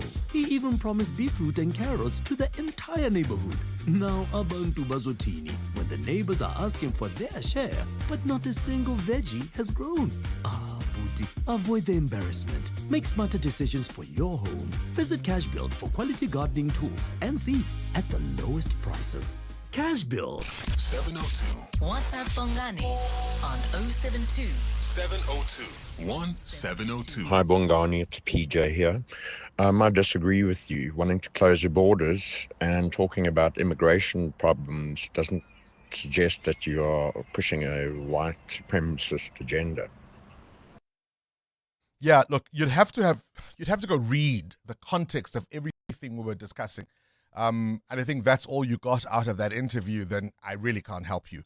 You have to read the policy document that we were referring to. You have to read the responses of various European governments to what Trump is saying about their own countries. You have to go read what he says about how Europe must regain its civilizational confidence and things of that nature. But if you haven't read it, then it's difficult to take your views too seriously. But I tell you what, not everyone in America is unhappy with Donald Trump.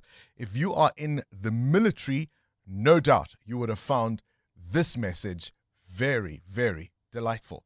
Tonight, I am also proud to announce that more than 1,450,000, think of this, 1,450,000 military service members will receive a special, we call Warrior Dividend before Christmas, a Warrior Dividend in honor of our nation's founding in 1776. We are sending every soldier $1,776. Think of that. And the checks are already on the way. Nobody understood that one until about 30 minutes ago. We made a lot more money than anybody thought because of tariffs, and the bill helped us along. Nobody deserves it more than our military, and I say congratulations to everybody. And by the way, We now have record enlistment in our military, and last year we had among the worst recruitment numbers in our military's history.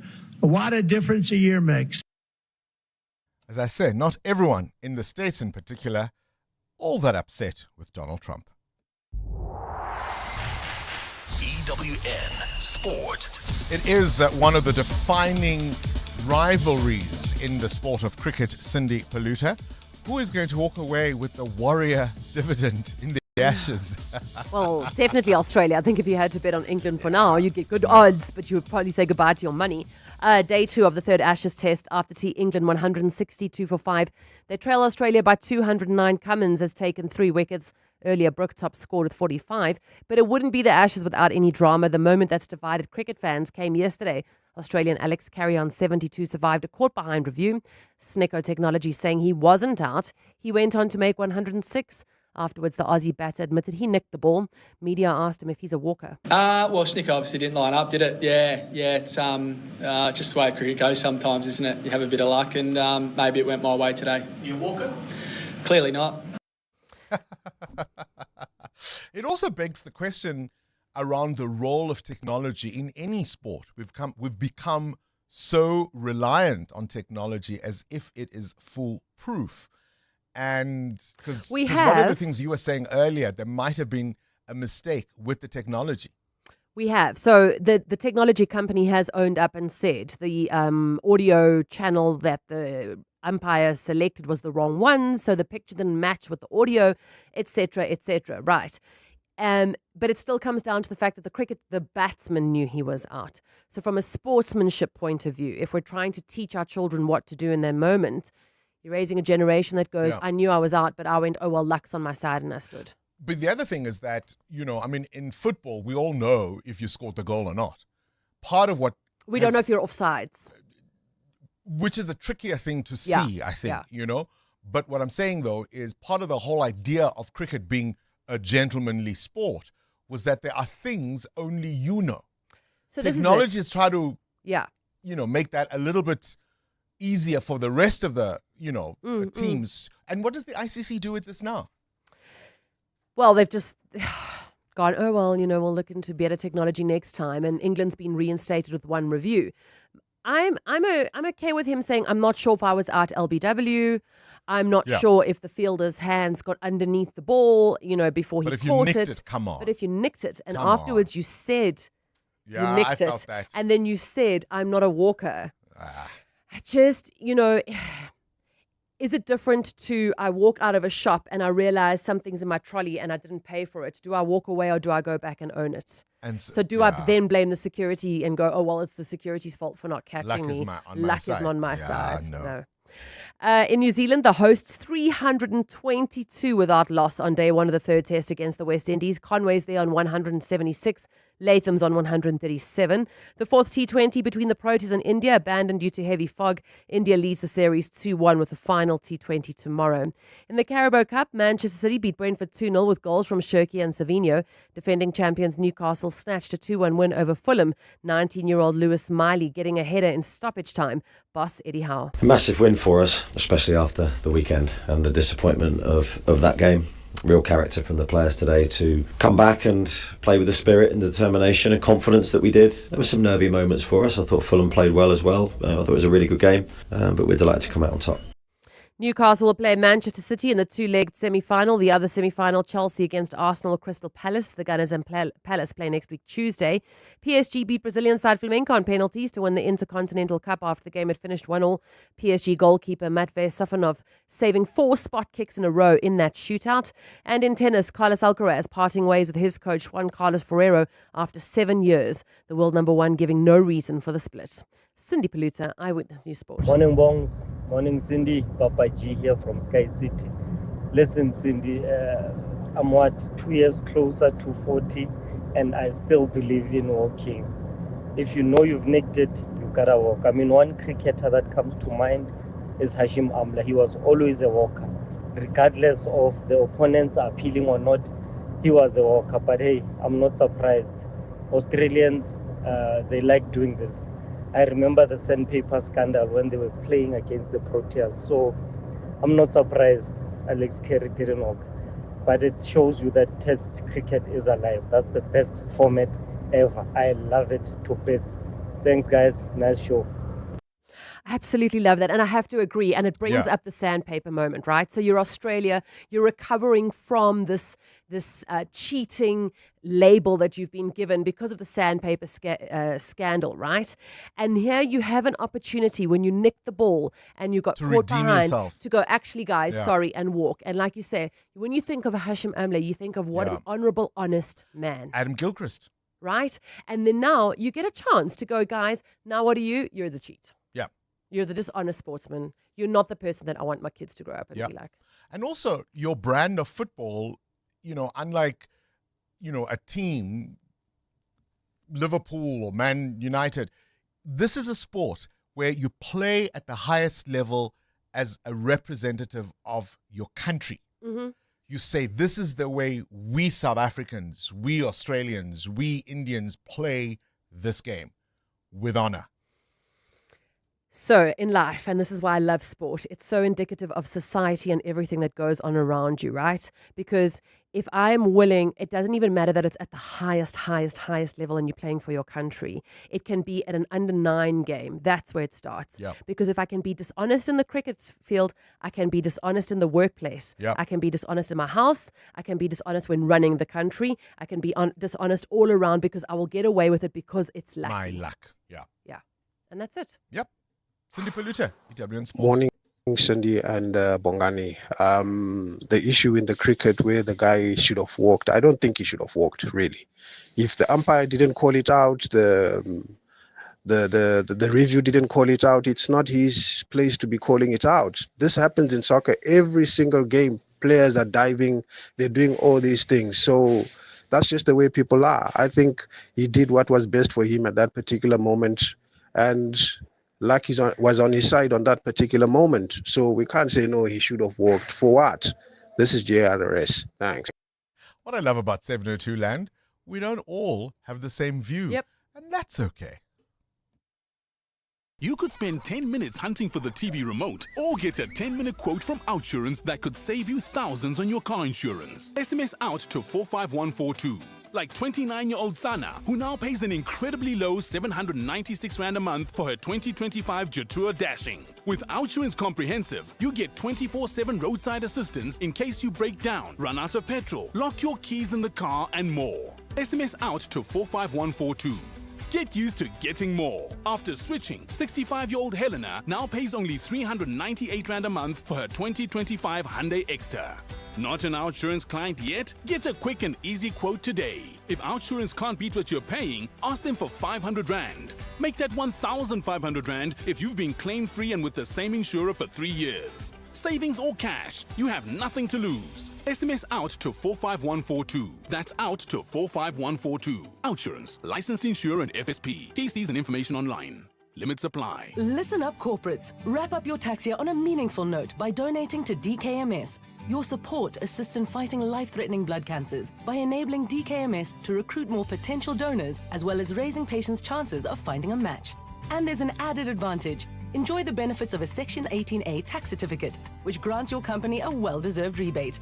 Be a force for good this tax season by giving those in need a new lease on life. Email fundraising at dkms-africa.org to donate today.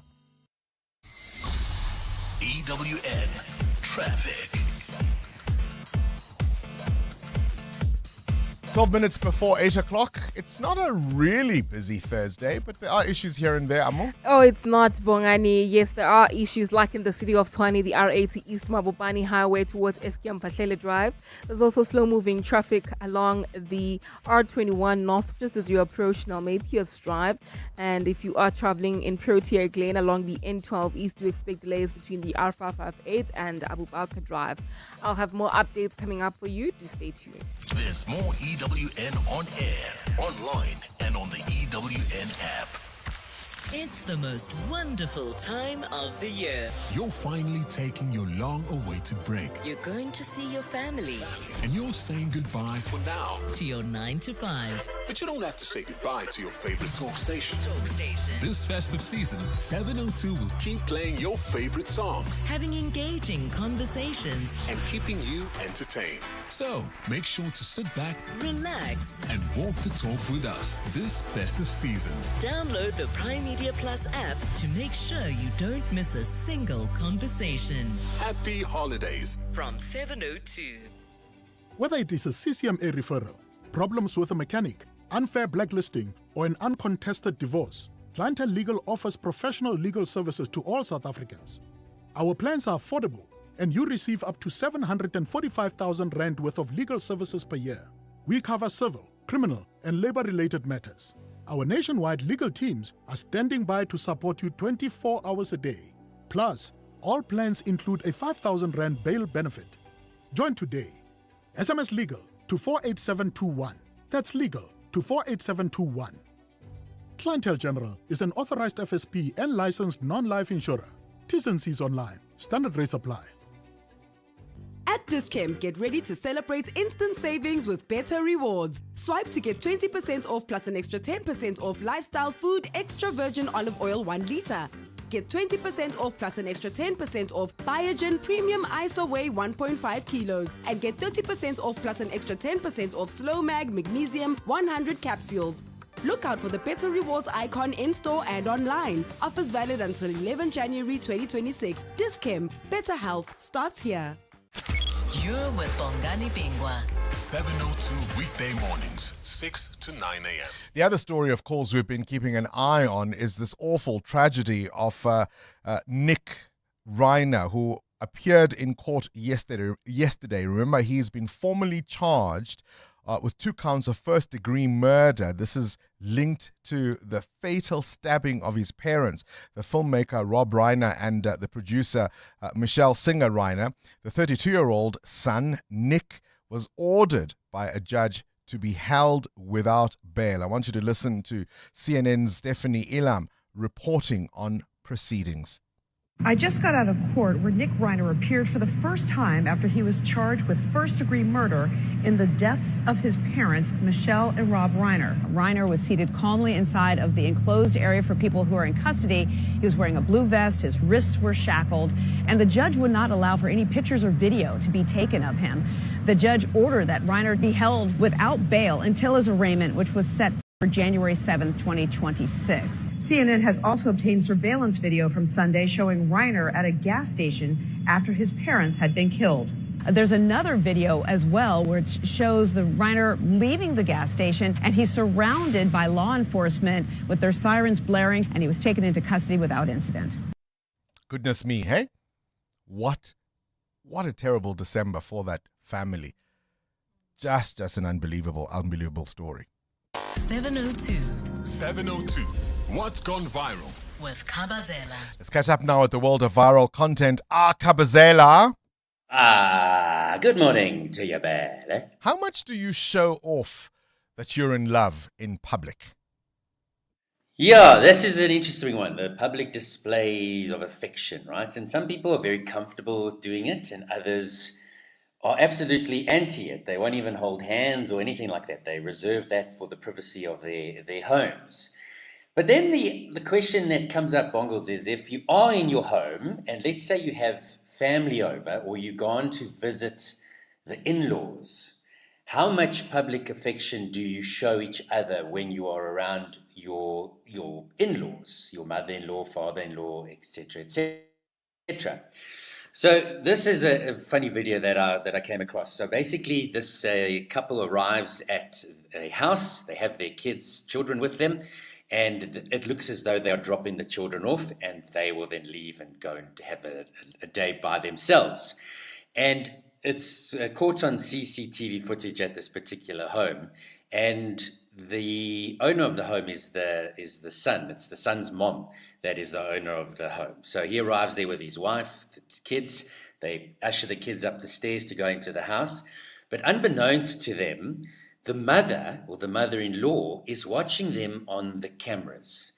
And as the kids go into the house, the daughter-in-law, she's quite naughty. She like touches him in, parts where we won't mention, because you can see they may be excited. Like, yeah, kids are gone. We've got the afternoon to ourselves, and we can do what we want to do. Hubba hubba. And then the mother speaks over the camera speakers and confronts them and says this. Y'all know y'all being recorded. You little nasty You just out there pulling my son by his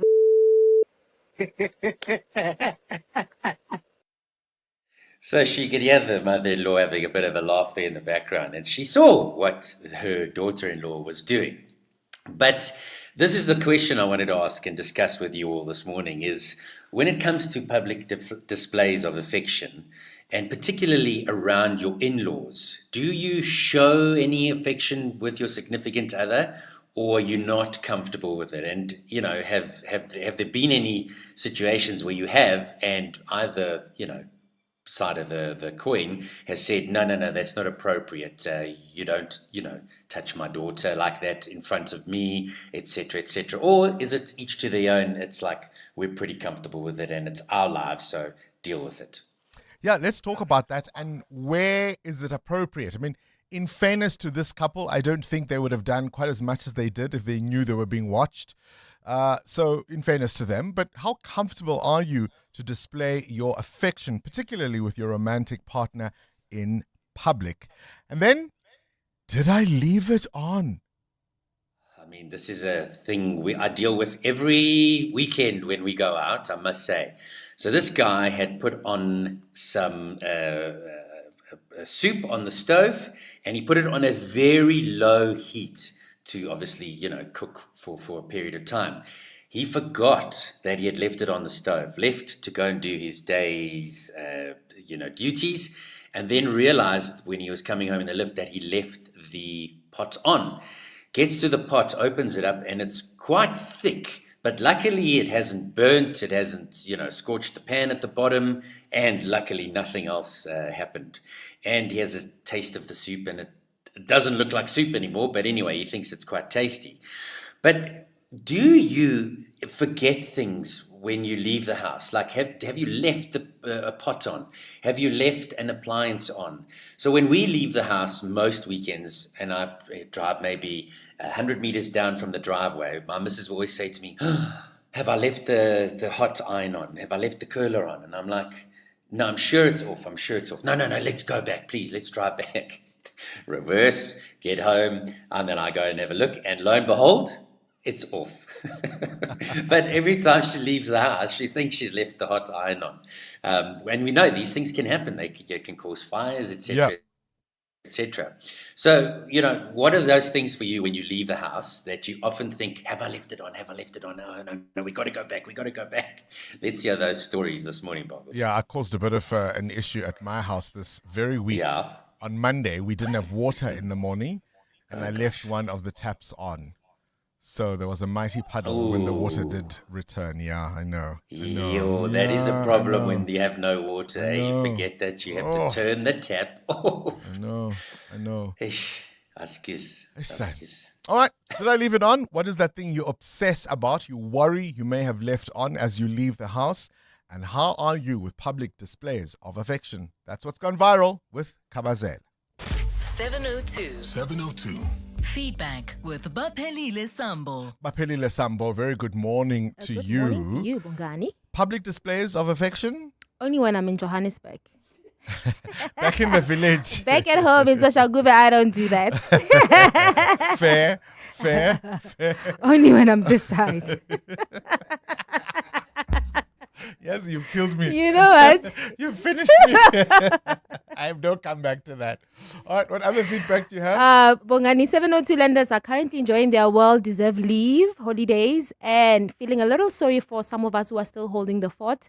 That is the various WhatsApp voice notes and text messages that we are getting. But our question this morning, when did you realize you were getting old? Quite a few listeners. In the workplace, yes. Specifically, yes. Yes, quite a few listeners said the moment hit them when the new kids on the block who just got hired came in and arrived at work and immediately started calling them Uncle So-so, Sister Mang, Auntie What, and they realized, oh, I am old. Yeah. And Samkelo, however, weighed in on WhatsApp saying this might not be an age thing, but rather a sign of respect at the workplace when somebody calls you the older person. The older person. Yes. So yeah, it means that It means you're old. You are old. It could be respect too, yes, but it also means you're old. It's a sign of you are old. Another 702 lenders admitted they realized they're getting old when they no longer had the energy to stay late at work or attend year-end functions and other functions that relate to work activity. All right, we'll take more of your responses after the 8 o'clock news. Let's go straight to EWN. This is EWN. Ramaphosa expects prosecutions from the Madlanga Commission of Inquiry, and there's information that DJ Waras made a grim discovery at a building in the CBD. Good morning, I'm Sfiso Zulu.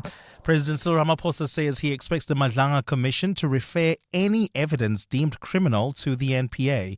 Ramaphosa has now received the Commission's interim report exactly 3 months after the inquiry into alleged corruption in the country's criminal justice system started.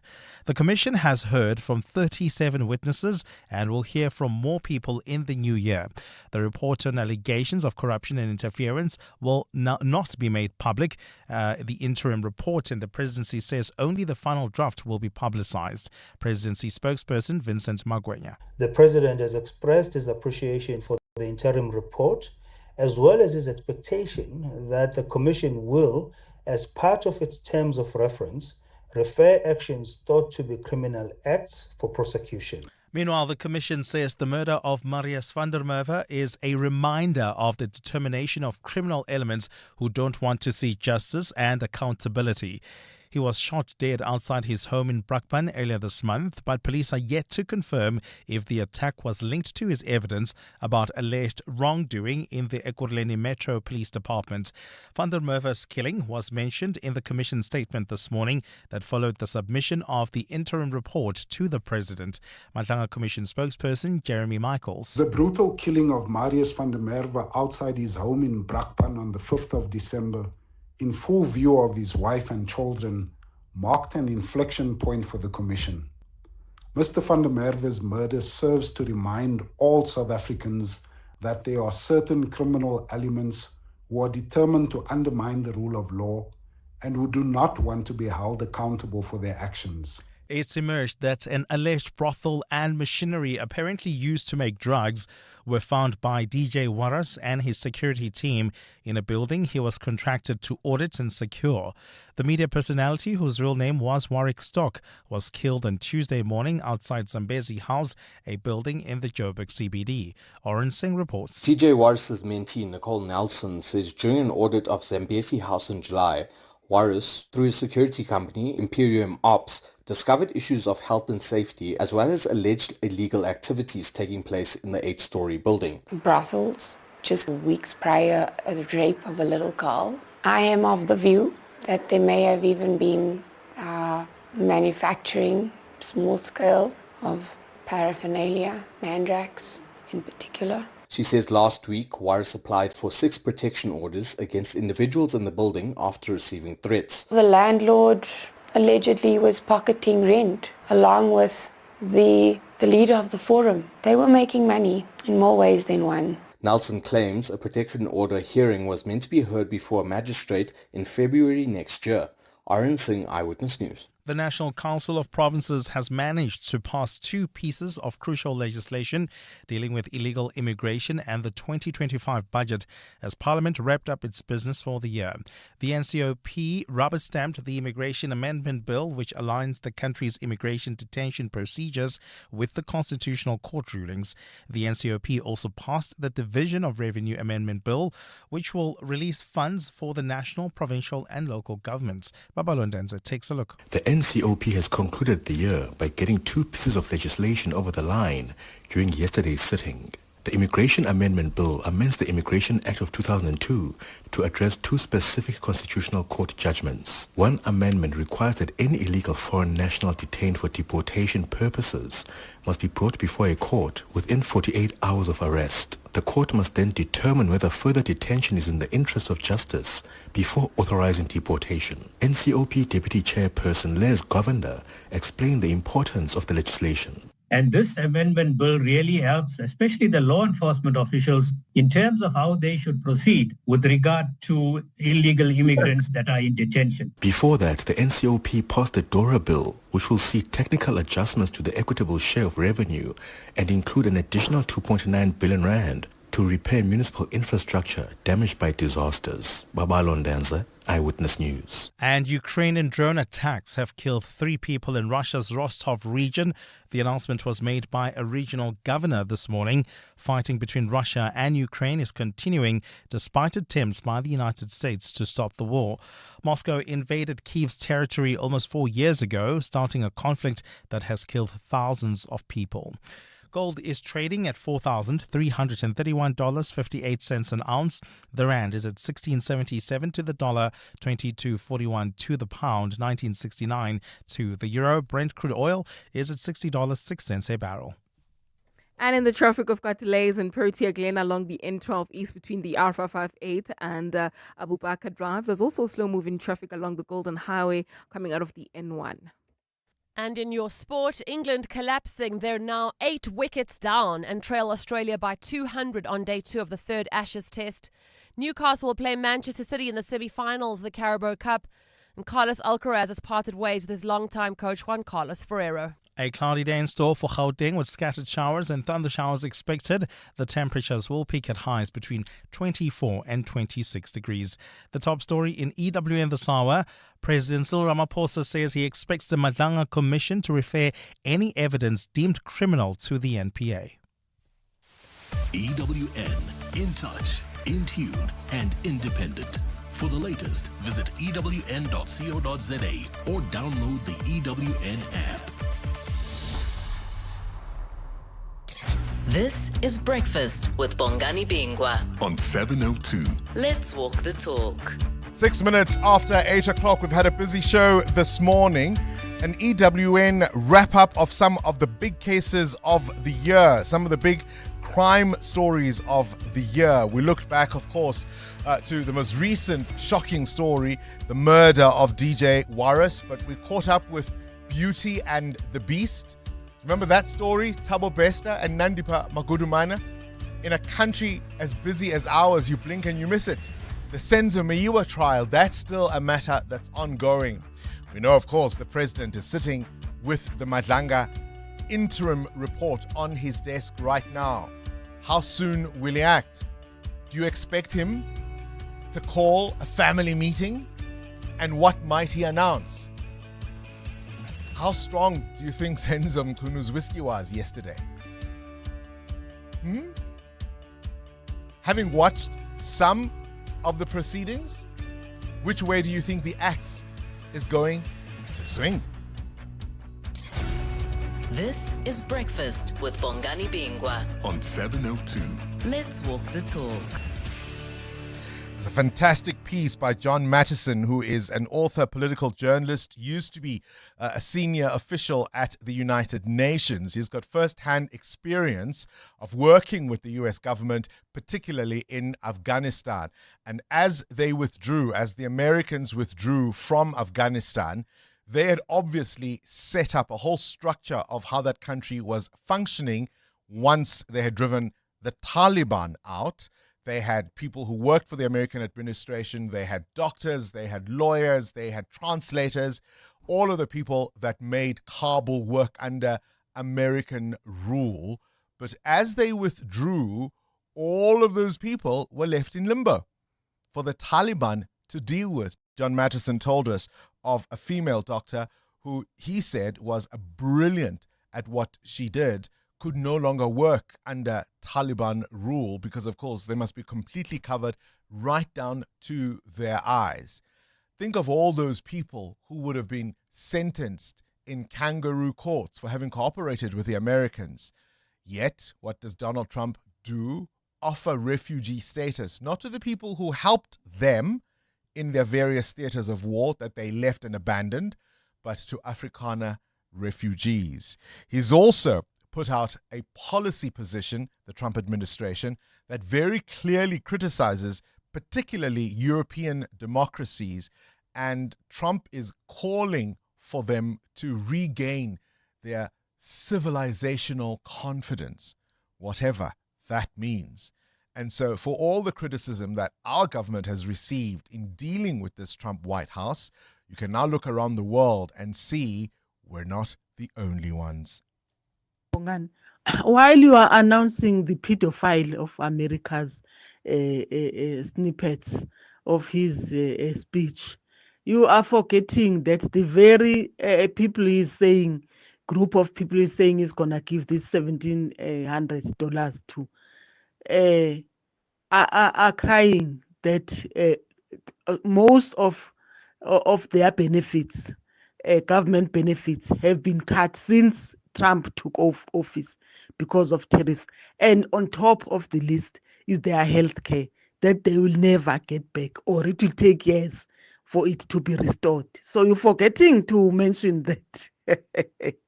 We are just cutting on top.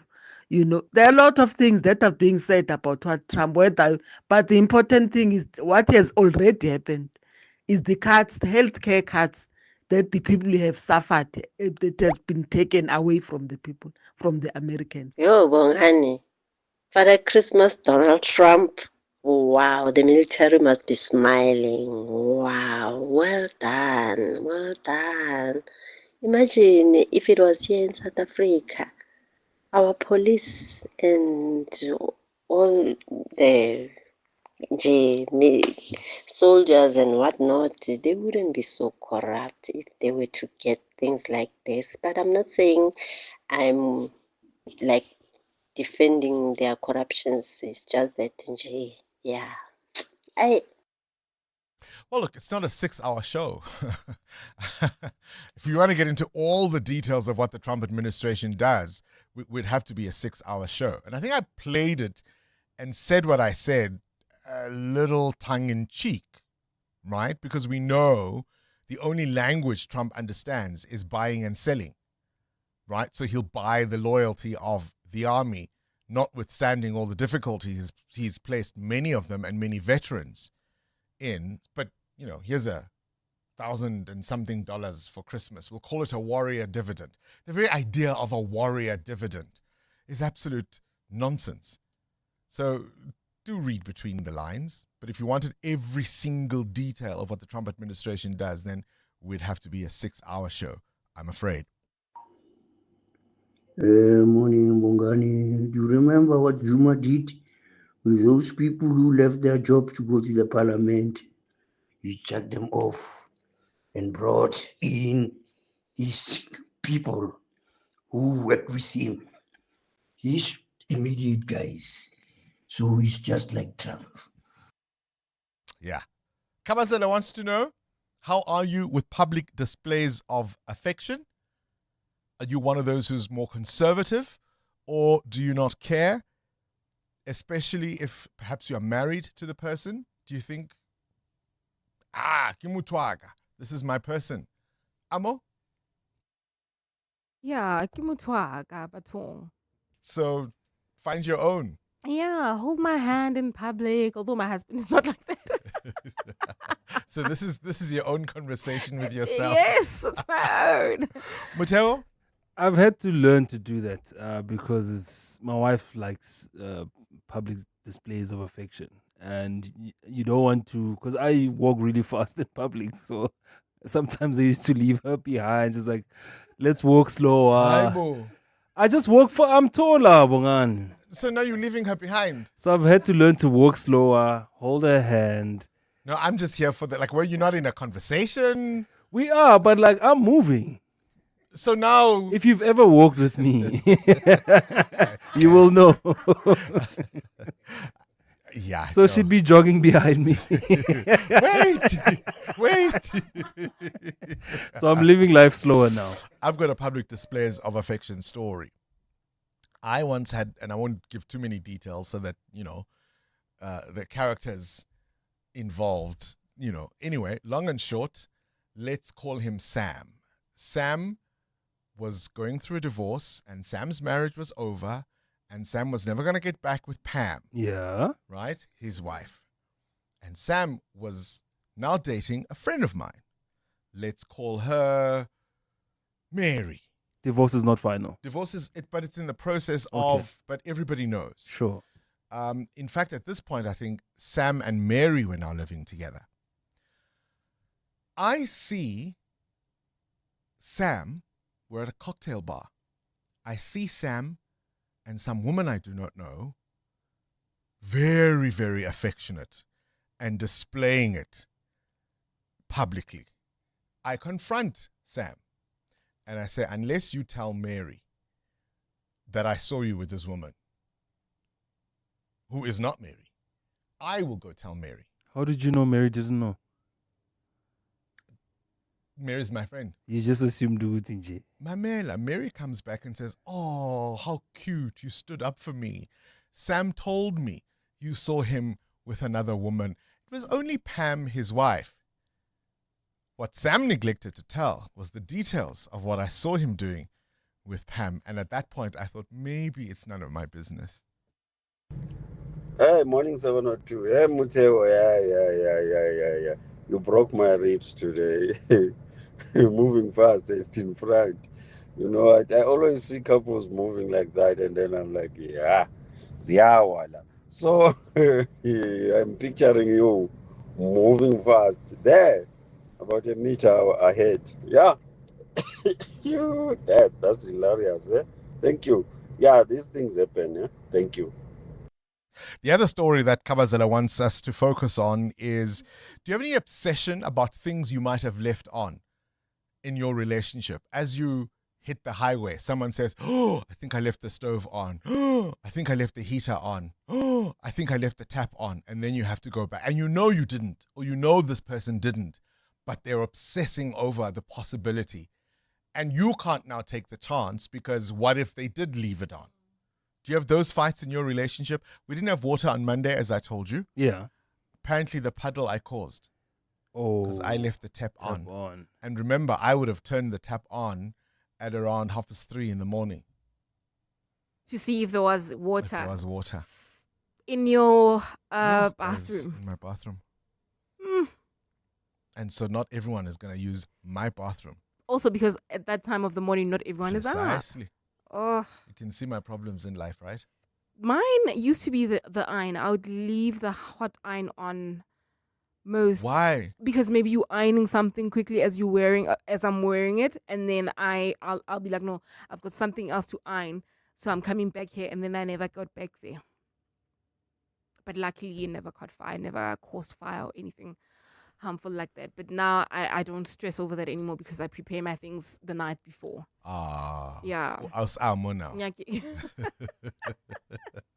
Muteo, anything like that? Yeah, we always have those fights around, did I switch this off? Did I, so now before we leave, I always am behind my wife just to check. You do the 5-point Yeah, check. so when she asks me, I'm like, no, don't worry. I know it's off because I actually looked. I followed up. Yeah. Behind you. Every room. I also don't want to stress. You didn't move fast. It's the one time you don't move fast. Let's talk. We're listening. Good morning, Bongani and the listeners. Bongani, can someone maybe who did a law just come and explain to us? This guy, Bester, escaped in custody. So now he was arrested in Tanzania, but now he wants to challenge the extradition, whereas he escaped in jail. It doesn't make sense. Can someone just explain how? How possible is this? Someone escaped, he ran away from jail, and they ran away from the country illegally. So now he's challenging that extradition. Thank you, Bonga. I'm no lawyer. I think that the issue here, as far as I can recall, is that it's not challenging that extradition could happen, but he's challenging how it was done. And he says essentially they were kidnapped, that it wasn't through a formal extradition process as might be expected if there's an agreement between two countries. He says South Africans just basically went to Tanzania and kidnapped them and brought them back against their will. And that's what I think is challenging. Not so much the idea of extradition, but I'm no lawyer, but that's how I remember that case. EWN Traffic. 19 minutes after 8 o'clock, it is a little busy now, is it not, Amo? Oh, not at all, Bongani. At this particular moment, we've got delays in Protea Glen. That's on the N12 East between the R558 and Abu Bakr Drive. Otherwise, everywhere in Gauteng, the roads are looking good, but it's still raining. So if you are traveling on the roads, do keep your headlights on, avoid speeding, and a safe following distance. We'll have more updates coming up. Stay tuned. Still raining. Mm-hmm. I left washing on the line last night. Bongani. Aye. There's more EWN on air, online, and on the EWN app. Good morning, Bunks. Okay, public affection and all that. Just like one of your colleagues just said, I don't know how to walk slowly. Sometimes I see my partner, my wife, holding me to slow me down, drag me back and all that. I don't mind holding hands and all that, but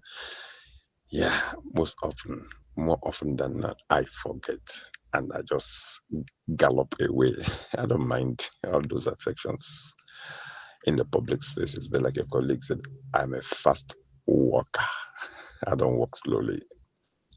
I don't. Titus, tough and ten. Titus, I'm hoping the partner and the wife are the same person, hey? Because he said my partner and my wife. Why are you always trying to start something? he said my partner and my wife. Same person. I'm hoping, Titus. You remind me of a footballer after a PSL match who thanked both the wife and the girlfriend. You see? You remember? Yes. On live TV, and by the time he realized what he had done, it was too late. Titus, if I'm wrong, you'll be walking fast alone, my friend. 702, The World View. With Adam Gilchrist. Let's catch up with news from elsewhere in the world. Adam, we really cannot ignore the American president. But my goodness, this Walk of Fame in the West Wing, I think it is, in the White House, this is, Trump is sinking to depths, that even for him are low. Yeah, he gave this address to the nation, to his nation last night, and mentioned Joe Biden 7 times. He is obsessed with the past president, who's not in the best of health, as we know. And in this Walk of Fame, there are portraits of past presidents, and underneath now have been some inscriptions put, some taglines, which have apparently been dreamt up by Donald Trump personally and then sort of embossed and put onto plaques underneath the portraits. Joe Biden's portrait's been removed and replaced by a signature and still describes him as the worst ever American president. Under the picture of John F. Kennedy, he suffered a painful setback, not referring to the assassination, but referring to the failed Bay of Pigs invasion, which I guess in historical sense, but we're talking about in the White House here. Harry Truman's famous fair deal, he now is referred to as the so-called fair deal. Barack Obama, there's a plaque there in which his middle name is stressed.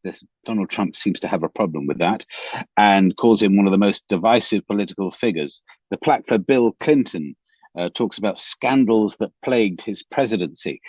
It's all terribly derogatory. And it's weird because it's really only for him and his immediate cohorts, this thing. I can't think there'll be many members of the public who will be allowed to troop past or will get anywhere near to these portraits. But it is the workings of an interesting man. Can I put it like that? I think it's an interesting man-child, and that's becoming more obvious every single day. It really is quite extraordinary at that level of decorum that is required of the leader of the so-called free world. A plea for cooperation in space? Yeah, as we're sort of talking about a bit of disharmony through Donald Trump, here is a call for some harmony through Donald Trump, potentially. So this is a former British astronaut, as it happens, called Tim Peake, who was up on the International Space Station about 20 years ago. And he's talked about this race to get back to the moon. And we know that both the United States and China are eyeing up the moon, both for the kudos of landing on it, and no doubt for the mineral rights as well. They want stuff up there. Both nations have announced that they are going gung-ho for this. Sean Duffy, the acting boss of NASA, indeed, has confirmed that within the next few weeks there will be an intended mission to orbit the moon, and then at some point after that will be the mission to land on the moon. And as Tim Peake puts it, space is incredibly hard, a hostile environment. You wouldn't want competing elements up there when they might have to help each other. Think of all sorts of instances. I'm thinking of the film Gravity or the film The Martian with Matt Damon. Collaboration absolutely can save the day when it comes to saving lives. Intriguingly, the US and Russia still work together on the International Space Station. Their astronauts and cosmonauts do mingle. Sometimes the European Space Agency also mingles with the Russian Space Agency. So if we can kind of get together up there, maybe it'll help us get together down here. I have a very Star Trek view on this, obviously. One day we'll all be in the Federation, won't we? There we go. Talking about not getting it together down here, tell me about Finland's racism firestorm. Oh dear, poor old Miss Finland, Sarah Davshe, who was taking part in the Miss Universe pageant in Thailand. But a photo emerged of her while she was there taking part, and in which she is pulling up the corners of her eyes, a so-called slant eyes pose, accompanied by a caption, "Eating with a Chinese." Yeah. The backlash has been severe. So Sarah Davshe says, well, first off, she didn't post the photo, that it was a friend who'd done it and has landed her in deep doo-doo. She's been stripped of her Miss Finland crown. She's been roundly condemned by Japan, South Korea, and China. I mean, nations against her. There's ensuing flack even for the Finnish airline Finnair, as she may wish to disappear into thin air for that matter. Even Finland's prime minister says the gesture was thoughtless and stupid and damaging to their country. Maybe once upon a time, many, many decades ago, you could get away with it in a school playground, but not now, not in the world, not at a beauty pageant seen around the universe. Oh dear. Wonder if she'd been American, how the current US president might have reacted to any of that. Adam Gilchrist with this morning's Worldview. EWN Business. All right, 26 minutes after 8 o'clock, Monteo Horipe, let's wrap up the morning's business. Where do we start? Yeah, Bongani, the JSE was up more than 1% on Wednesday, closing just 1 point shy of a record high as U.S. markets came under pressure due to the high inflation there. Precious metals performed quite well, led by Impala Platinum up 6.5%. Valtero's up 4%, with Northam also getting some gains. With inflation ticking up in the U.S. and unemployment also rising to a 4-year high, money is moving away from the country's major markets to developing markets like South Africa. U.S. markets have lost well over $1 trillion this week as tech shares took a hit. And since Trump took over, it's been a loss of over $6 trillion on the U.S. market. So a bit of a shake up there. And that's why you're seeing the rand also a bit stronger than the dollar. Inflation in South Africa trending ever so slightly, but in the right direction. Yeah, South Africa's rate on prices for goods and services slowed to 3.5% in November, a slight decrease from the 3.6% in October. Now, inflation cooled in 5 of the 13 product categories, most notably in transport, where fuel prices went down, and there were also lower vehicle prices, especially for pre-owned vehicles. Food inflation increased to 4.4% in November, driven by meat prices that jumped by 12%, with beef products experiencing higher inflation rates because of the foot and mouth disease outbreak. The milk, other dairy products and eggs category recording its 6th successive month of deflation. Food and non-alcoholic beverages, restaurants and accommodation, alcoholic beverages and tobacco also recording higher rates. But this particular rate, of course, closer to the new 3% inflation target introduced by Treasury earlier this year. Famous Brands financing its debt. Yeah, doing a bit of business. Famous Brands has just refinanced its debt with Nedbank, the company behind popular restaurants like Wimpy, Debonair, Steers, Mug and Bean, is in a process to clean up its balance sheet and reduce legacy debt. The moves gives the fast food group more funding certainty and reduces risk linked to past investments. Companies like to refinance their debt primarily to obtain more favorable terms on interest rates and their financial health and flexibility. The new funding package includes a 5-year term loan of 800 million rand. Your indicators. Well, the JSE did best yesterday. Industrials up 0.5%. Banking stocks were also stronger. Mining shares up 1.5%. The best of days for Implats up 6.8%. Alphamin was down 4% though. We Buy Cars amongst the losers yesterday, with Process also down more than 1%. Rand at this hour clawing back a bit of gains at 16 Rand 76 against the US dollar, 19 Rand 69 cents against the euro, and at 22 Rand 39 cents against the British pound. Price of gold up more than 0.5% at $4,335 an ounce, while platinum is closer to that $2,000 mark at $1,971. Brent crude at $60.23 a barrel. Stephen Grotes with more this afternoon. Time now for your latest eyewitness news. Don't forget, coming up in this next half an hour, if you and the kids are looking for something to go and see, we'll tell you about a new production at the People's Theatre. Thanks, Bongani. Good morning. The Council of the Built Environment says there is a need to examine whether systemic governance failures within the eThekwini municipality are contributing to the loss of life through structural collapse. Yesterday, the council released its preliminary report into the recent collapse of a 4-story building in Verulam, which claimed the lives of 5 people. The report revealed the building was constructed without any approval from the eThekwini municipality, making it difficult for the city to inspect and possibly stop it. However, it's also found troubling patterns of similar incidents in eThekwini over the last decade. Public Works and Infrastructure Minister Dean McPherson has detailed this during a media briefing. The preliminary report further notes a troubling pattern of serious structural collapses within the eThekwini metro area over more than a decade, reinforcing the need to examine whether systematic and governance failures are contributing to repeated loss of life. eThekwini City Manager Musambele says it's difficult for the metro to monitor all illegal constructions. So I can't fathom a situation where easily it is said, no, all these buildings that have collapsed in the last 10 years is because the city has failed in its governance as systems. That is not true. I was in charge of city planning for 10 years myself. Some of these buildings that are mentioned there, including the Tongat Mall and the Jacobs, I was directly and personally involved. In the Tongat one, we had served 10 notices and the developer continued to build unabated.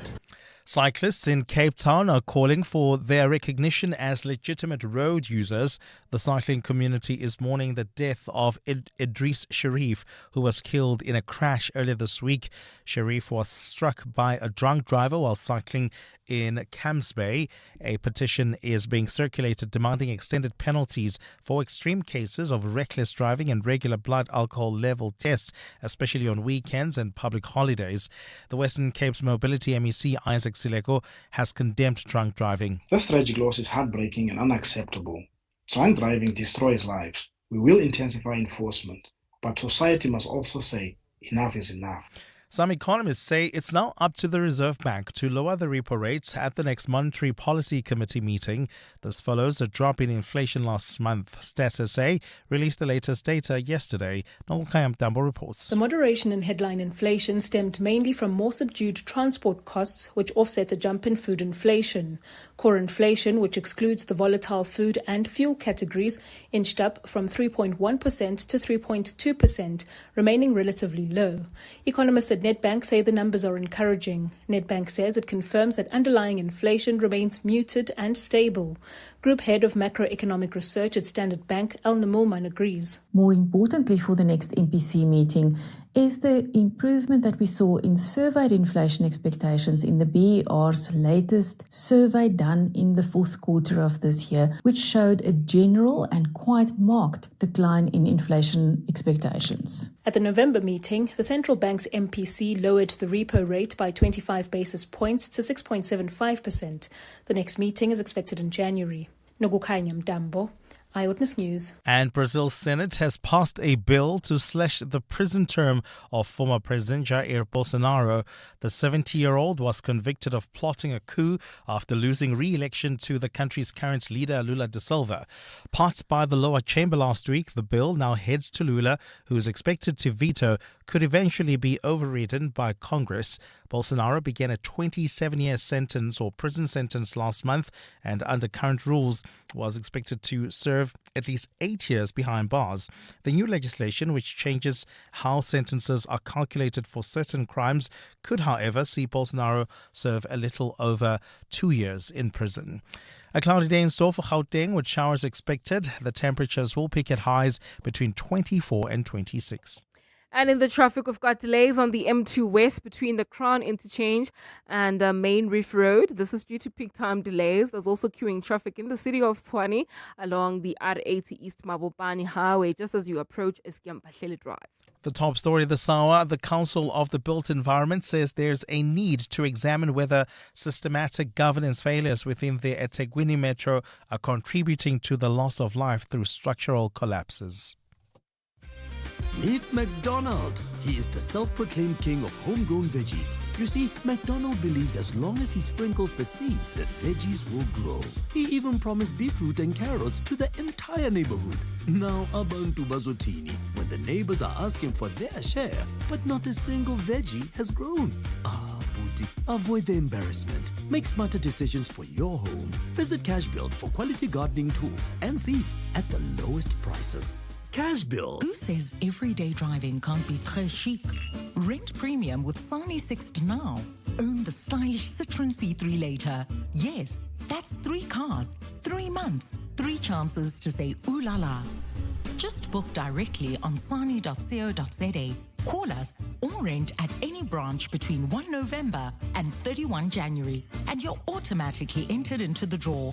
Bon voyage with Sani Sixt and win. T's and C's apply. The Money Show. Weekday evenings at 6. There was a forecast out last week from the Bureau for Economic Research indicating for the next 3 years, inflation expectations are now much lower than they were previously. One of the most important factors contributing towards this has been the extraordinarily strong rand, not only against the US dollar, but against many other currencies. And this is helping to suppress import prices. Dr. Razar Jamin is Director and Chief Economist at Econometrics. The Money Show on 702. Let's walk the talk. The Money Show with Stephen Curtis is brought to you by ABSA CIB, accelerating infrastructure-led growth and economic resilience through the South African National Treasury's 11.8 billion rand infrastructure and development finance bond. ABSA is an authorized FSP and registered credit provider. 702. WhatsApp Bongani on 072 702 1702. Morning 702. A big one is Craig from Northcliffe. A big one is when you leave a window open, you go out and you leave that alarm system on, and the wind blows and off goes that alarm, and you have your neighbors all upset. You have the security system, the security company come and check you out. But leaving a window open with an alarm system on when you go out. Good morning, Bongani. Talking about your water story now. Last year, December, I had gone to a wedding in Cape Town. You were also at the wedding. You were the MC of the wedding in Paarl, I think. When I left, we didn't have water, and we had gone for about 2 weeks. And when we came back to the house, we saw one of the taps was open in the bathroom, the sink. But then, luckily, the stopper wasn't on, so the water was flowing out. So essentially, water was just running through for about 2 weeks the time I was in Cape Town. Yeah, the water bill that month, was hectic, man. This is Gugu from Rosebank.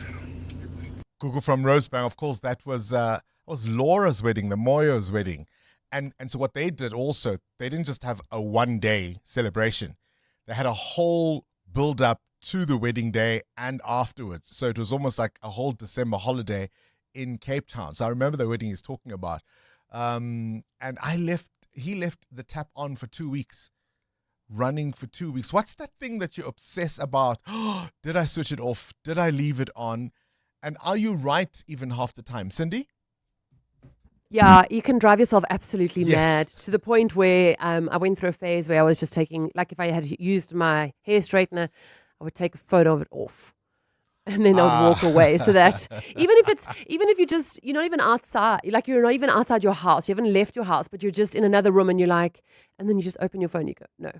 It's off. It's you off. You know what can drive you even worse is if your partner obsesses. And so you think the tap is off, but now because they're worried the tap might still be on, you can't shake it off. Even when they go, no, man, it's fine. We really don't have to go back. Now you can't shake it off because, you know what I mean? My own mind is now, what if? Oh.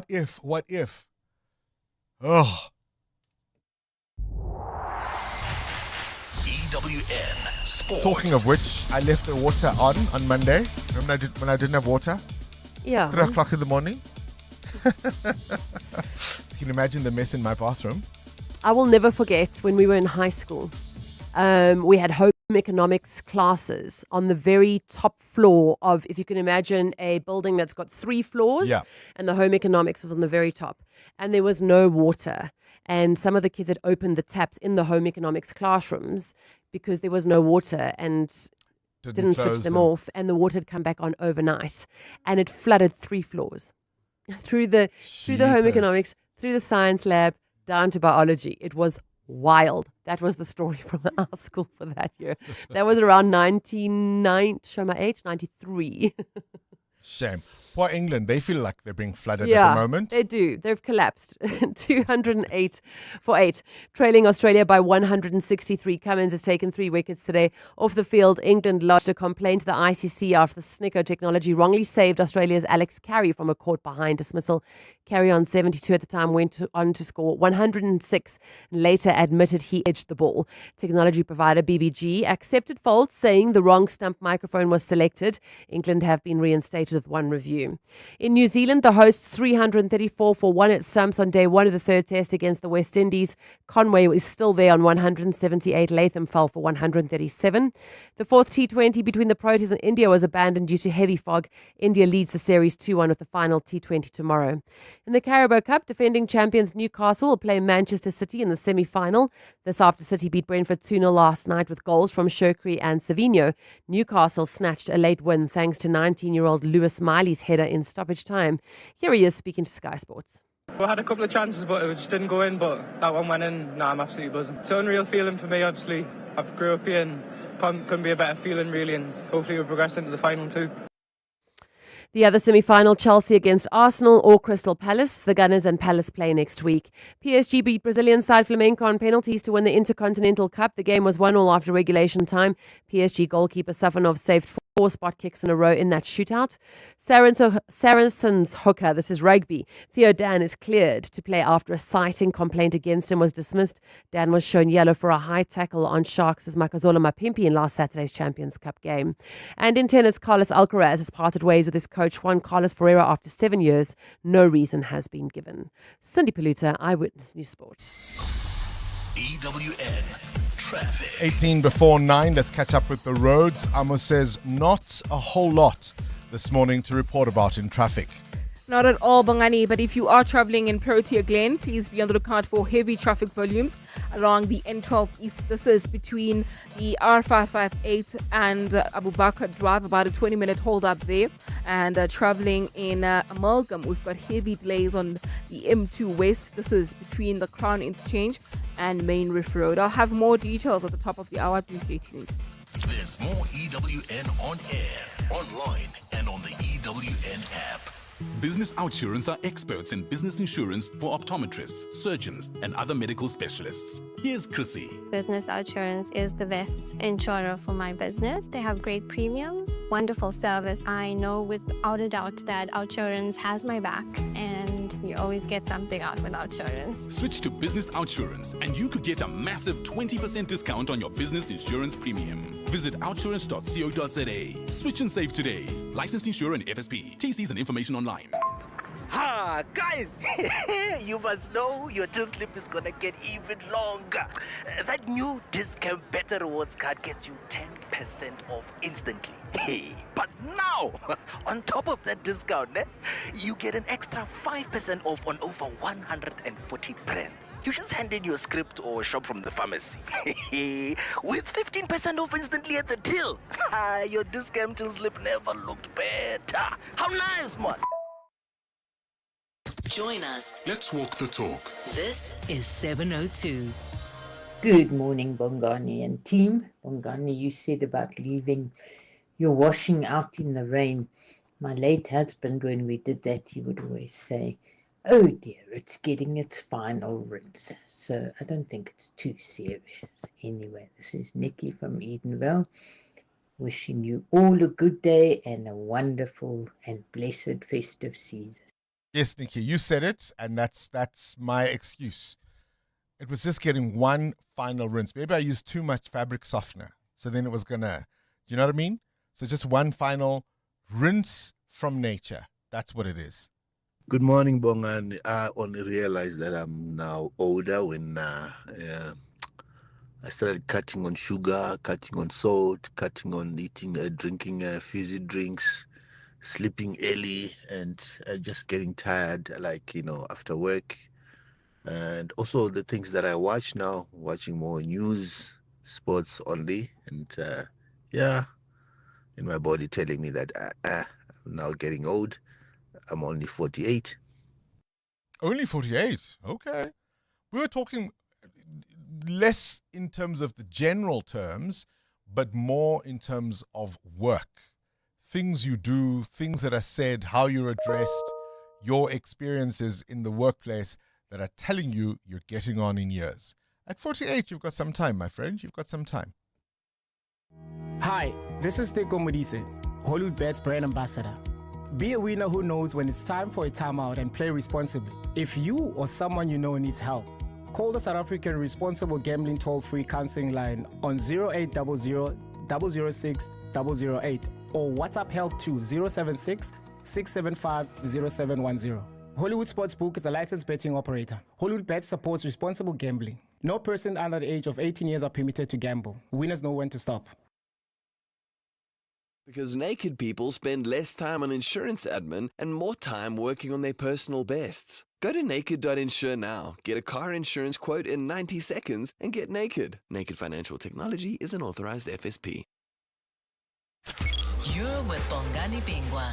702 weekday mornings, 6 to 9 a.m. Of course, the whole conversation about getting older in the workplace started off because the team and I had a furious disagreement this morning. Do we recognize the birthday of the fabulous filmmaker Steven Spielberg or the new sensation Billie Eilish? I said, Billy who? And that's how it started. But nonetheless, we can do both. Steven Spielberg, of course, it is his birthday today. Changed how films are made, I would say. He sat down with Jimmy Carter in 2010 to talk about receiving criticism and feedback and how to handle it. When I first started out, everybody gave me advice. And I loved it. My first film, Sugarland, and then Duel before that, everybody was so eager to help and contribute their ideas. And I received them very well. I love collaboration. But then once the first two films became successful, like Jaws and Close Encounters, the same people that were helping me voluntarily dropped out of my life. And I guess felt that I knew it all or something like that. And I felt kind of abandoned, if you will. And I had to then work very hard to hire people who would help me make my movies, not just for their artistry, but for their candor. Is that I don't look to just hire people, just do a job and keep their mouths shut. I want to know what they think and how they feel about it. And we make movies in a very collaborative. When you talk to Richard and Holly, if you ask them the same question, they tell me, yeah. You know, it's a real collaboration. I'm not a totalitarian auteur filmmaker. Wow, isn't that interesting? After all his success, Steven Spielberg bemoaned the idea that nobody offers him advice anymore. He says he was a better filmmaker when he would be working in collaboration with other artists, other people in the process of making the film, you know, directors of photography, editors, writers of the score, etc., he found it a lot more helpful. And as soon as he saw success, it was as if they thought he knew it all. And he says, but hang on, where are all my advisors? Right? The curse of being successful. Naked people run faster because naked people spend less time on insurance admin and more time working on their personal bests. Go to naked.insure now, get a car insurance quote in 90 seconds, and get naked. Naked Financial Technology is an authorized FSP. This is Breakfast with Bongani Bingwa on 702. Let's walk the talk. Ladies and gentlemen, boys and girls, and the young at heart who still can't resist a bit of rhythm in their step. Curtain up, lights blazing. Madagascar Junior is stomping onto the stage for its final week this festive season. That's, of course, the zany, family-friendly musical adventure. Move it, with all your zoo escapees bounding across the stage at the People's Theatre. And steering wildly colourful chaos, the man making sure every hippo, giraffe and penguin moves with flair is none other than the maestro of motion himself, choreographer Owen Lonza. He joins us now on 702 to tell us about what we can expect of the last few days of Madagascar, a musical adventure on at the York Theatre. Owen, a very good morning to you, and thank you for your time this morning. Good morning, Bongani. How are you? I'm very well, thank you. I'm looking forward to holidaying at some point. Aren't we all? At some point. So listen, Owen, for the uninitiated, what can audiences expect when they move it with this production? What makes the show a must-see? Well, I mean, look, it's colourful, it's bright, it's energetic. It's designed for families, so it's not just the kids. The parents will love it as well. It's based on the movie Madagascar, so all the characters that they recognize.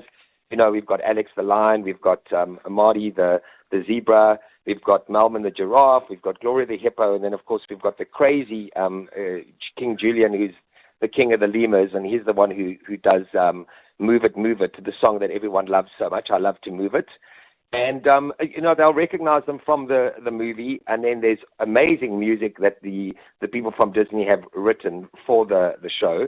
Besides the Move It one, there are lots of, you know, different genres. There's a bit of 60s in there. So the music is really colorful and interesting as well, which is what made the choreography so much fun to do. But it's the story of friendship and lots of fun and joy. I mean, how do you translate, and I'm really curious about how this all works. As you say, this is all based on the animated movie Madagascar, which was a frantic energy, lovable characters, colorful as you say. How do you translate that magic into choreography that works on stage with live music? Well, look, you know, as a choreographer, you have so many things that actually help you do that. You've got a colorful, beautiful set, which sets the scene, and that helps. You've got great costumes. So our hippo looks like a hippo, and our lion has got the big mane, and our zebra's got all the stripes. And what you do is you try and make the choreography really energetic. Look, they can do crazy things with animation that we cannot do with our bodies. But, you know, the great thing about children is they buy into everything. If it's presented to them beautifully and it's presented to them with sincerity, they buy into it, and they just love it. So you've just got to be true to what you do, and the kids will go with you for the ride. Is there always a moment that you have to create where the audience feels as if it must catch its breath? No, I think it's written very cleverly. You know, that's the point. And it all starts in the writing. And Disney, they understand how to entertain families. So there are quiet moments. There are those poignant moments. There are moments where the audience can go, okay, I can take a breath. It's not a constant onslaught where, you know, you just feel like, can we just give the writers and the cast a Valium? You know, it's never like that. Is there a message of hope for families that they can take after watching Madagascar Junior? Absolutely. It's about friendship. It's about being there for your friends. It's about following your dreams. You know, the zebra doesn't want to be stuck in the zoo all the time. And he doesn't allow, you know, his friends go, well, this is where we're at. And he's going, no, but there's more out there, you know, and then he escapes. And, you know, he puts himself in danger to follow his dreams, because following your dreams can be scary. And his friends don't leave him in the lurch. They go, you know, hurtling after him to try and bring him back to where they think it's safe. And then, of course, they meet all these crazy characters along the way, and the lion, it's also about finding your true nature. The lion realizes, well, I'm hungry and I don't want to eat seaweed. So he decides that he may just have to, feed himself his friend. And then he goes, no, but you're my friend. I can't do this to you. So it's about being loyal.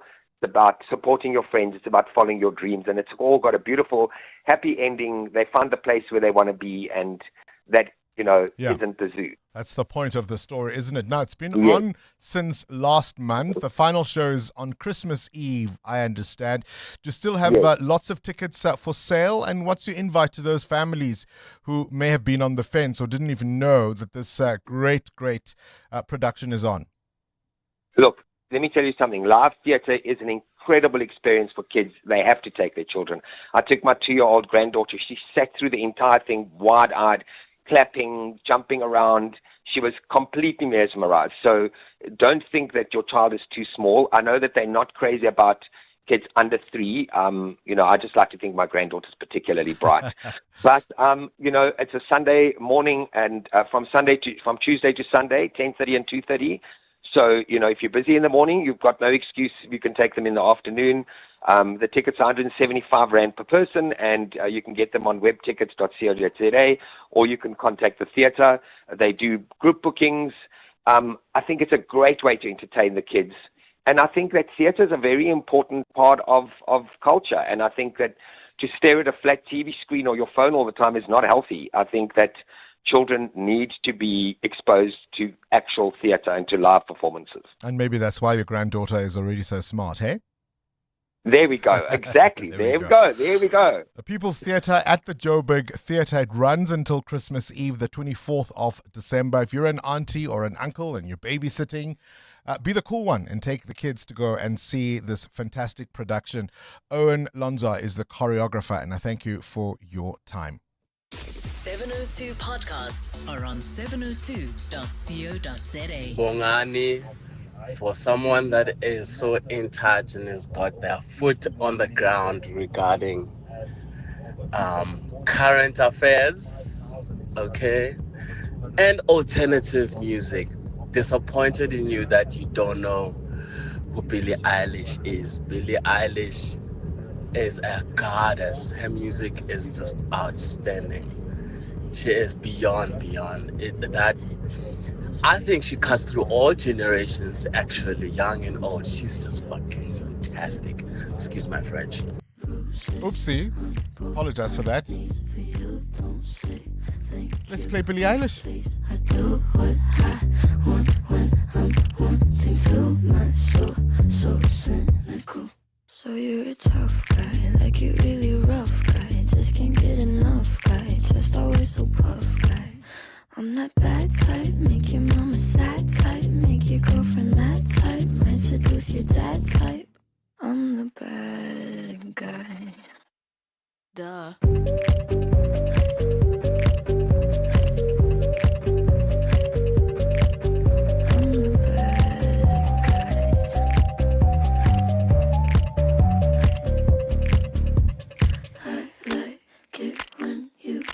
Control, even if you know that you don't own me. I'll let you play the role. I'll be your animal. My mommy likes to sing along with me, but she won't sing this song if she reads all the lyrics. She'll pity the men I know.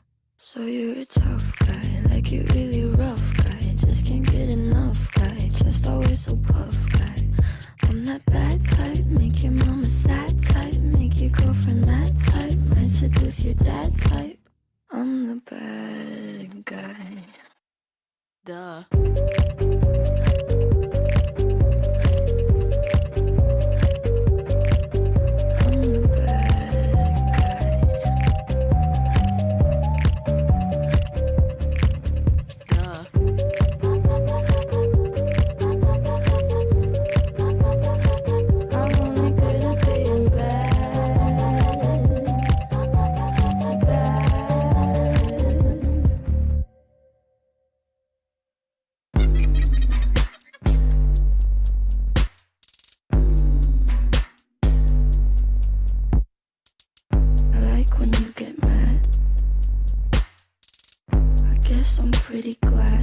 that you're alone.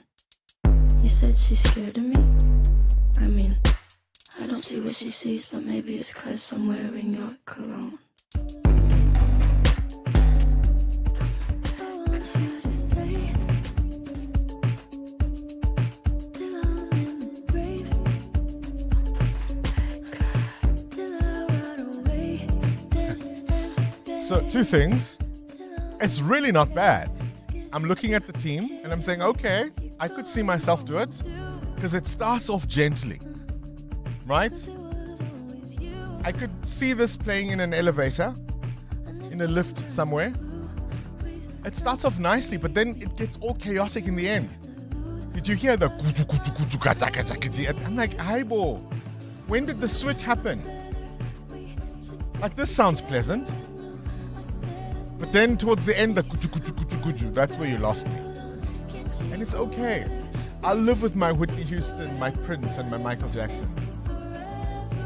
We do apologize for that bad language and that voice note. It snuck in right at the end. We do apologize for that. You have yourselves a fantastic day further. I'll see you bright and early for 7:02 breakfast tomorrow morning. The Cameron Manyathela Show starts now. This is EWN.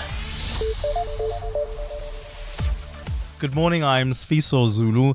President Cyril Ramaphosa says he expects the Madlanga Commission to refer any evidence deemed criminal to the NPA. Ramaphosa has now received the Commission's interim report exactly started. The Commission has heard from 37 witnesses and will hear from more people in the new year. The report on allegations of corruption and interference will not be made public. The presidency says only the final draft will be publicized. Presidency spokesperson Vincent Magwenya. The President has expressed his appreciation for the interim report, as well as his expectation that the Commission will, as part of its terms of reference, refer actions thought to be criminal acts for prosecution. Meanwhile, the Commission says the murder of Marius van der Merwe is a reminder of the determination of criminal elements who don't want to see justice and accountability. He was shot dead outside his home in Brakpan earlier this month, but police are yet to confirm if the attack was linked to his evidence about alleged wrongdoing in the Ekurhuleni Metro Police Department. Van der Merwe's killing was mentioned in the Commission statement this morning that followed the submission of the interim report to the President.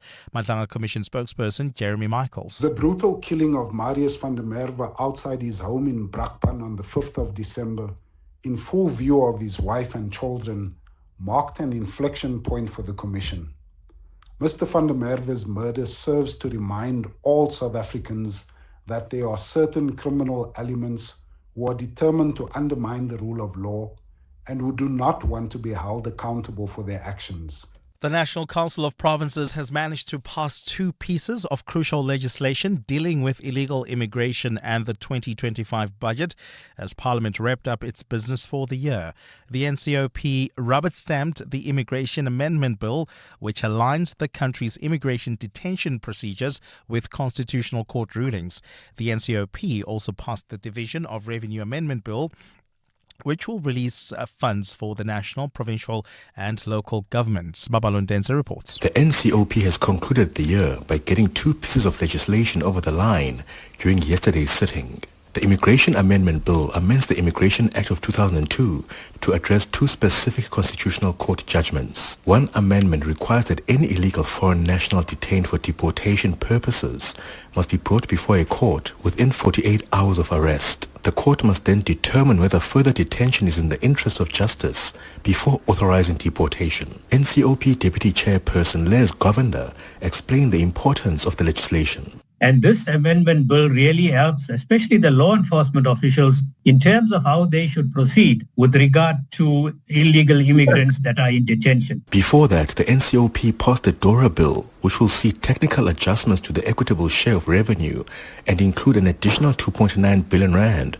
to repair municipal infrastructure damaged by disasters. Babalon Danza, Eyewitness News. And Australia's Prime Minister has announced measures to stamp out extremism after 15 people were killed in an anti-Semitic attack in the country.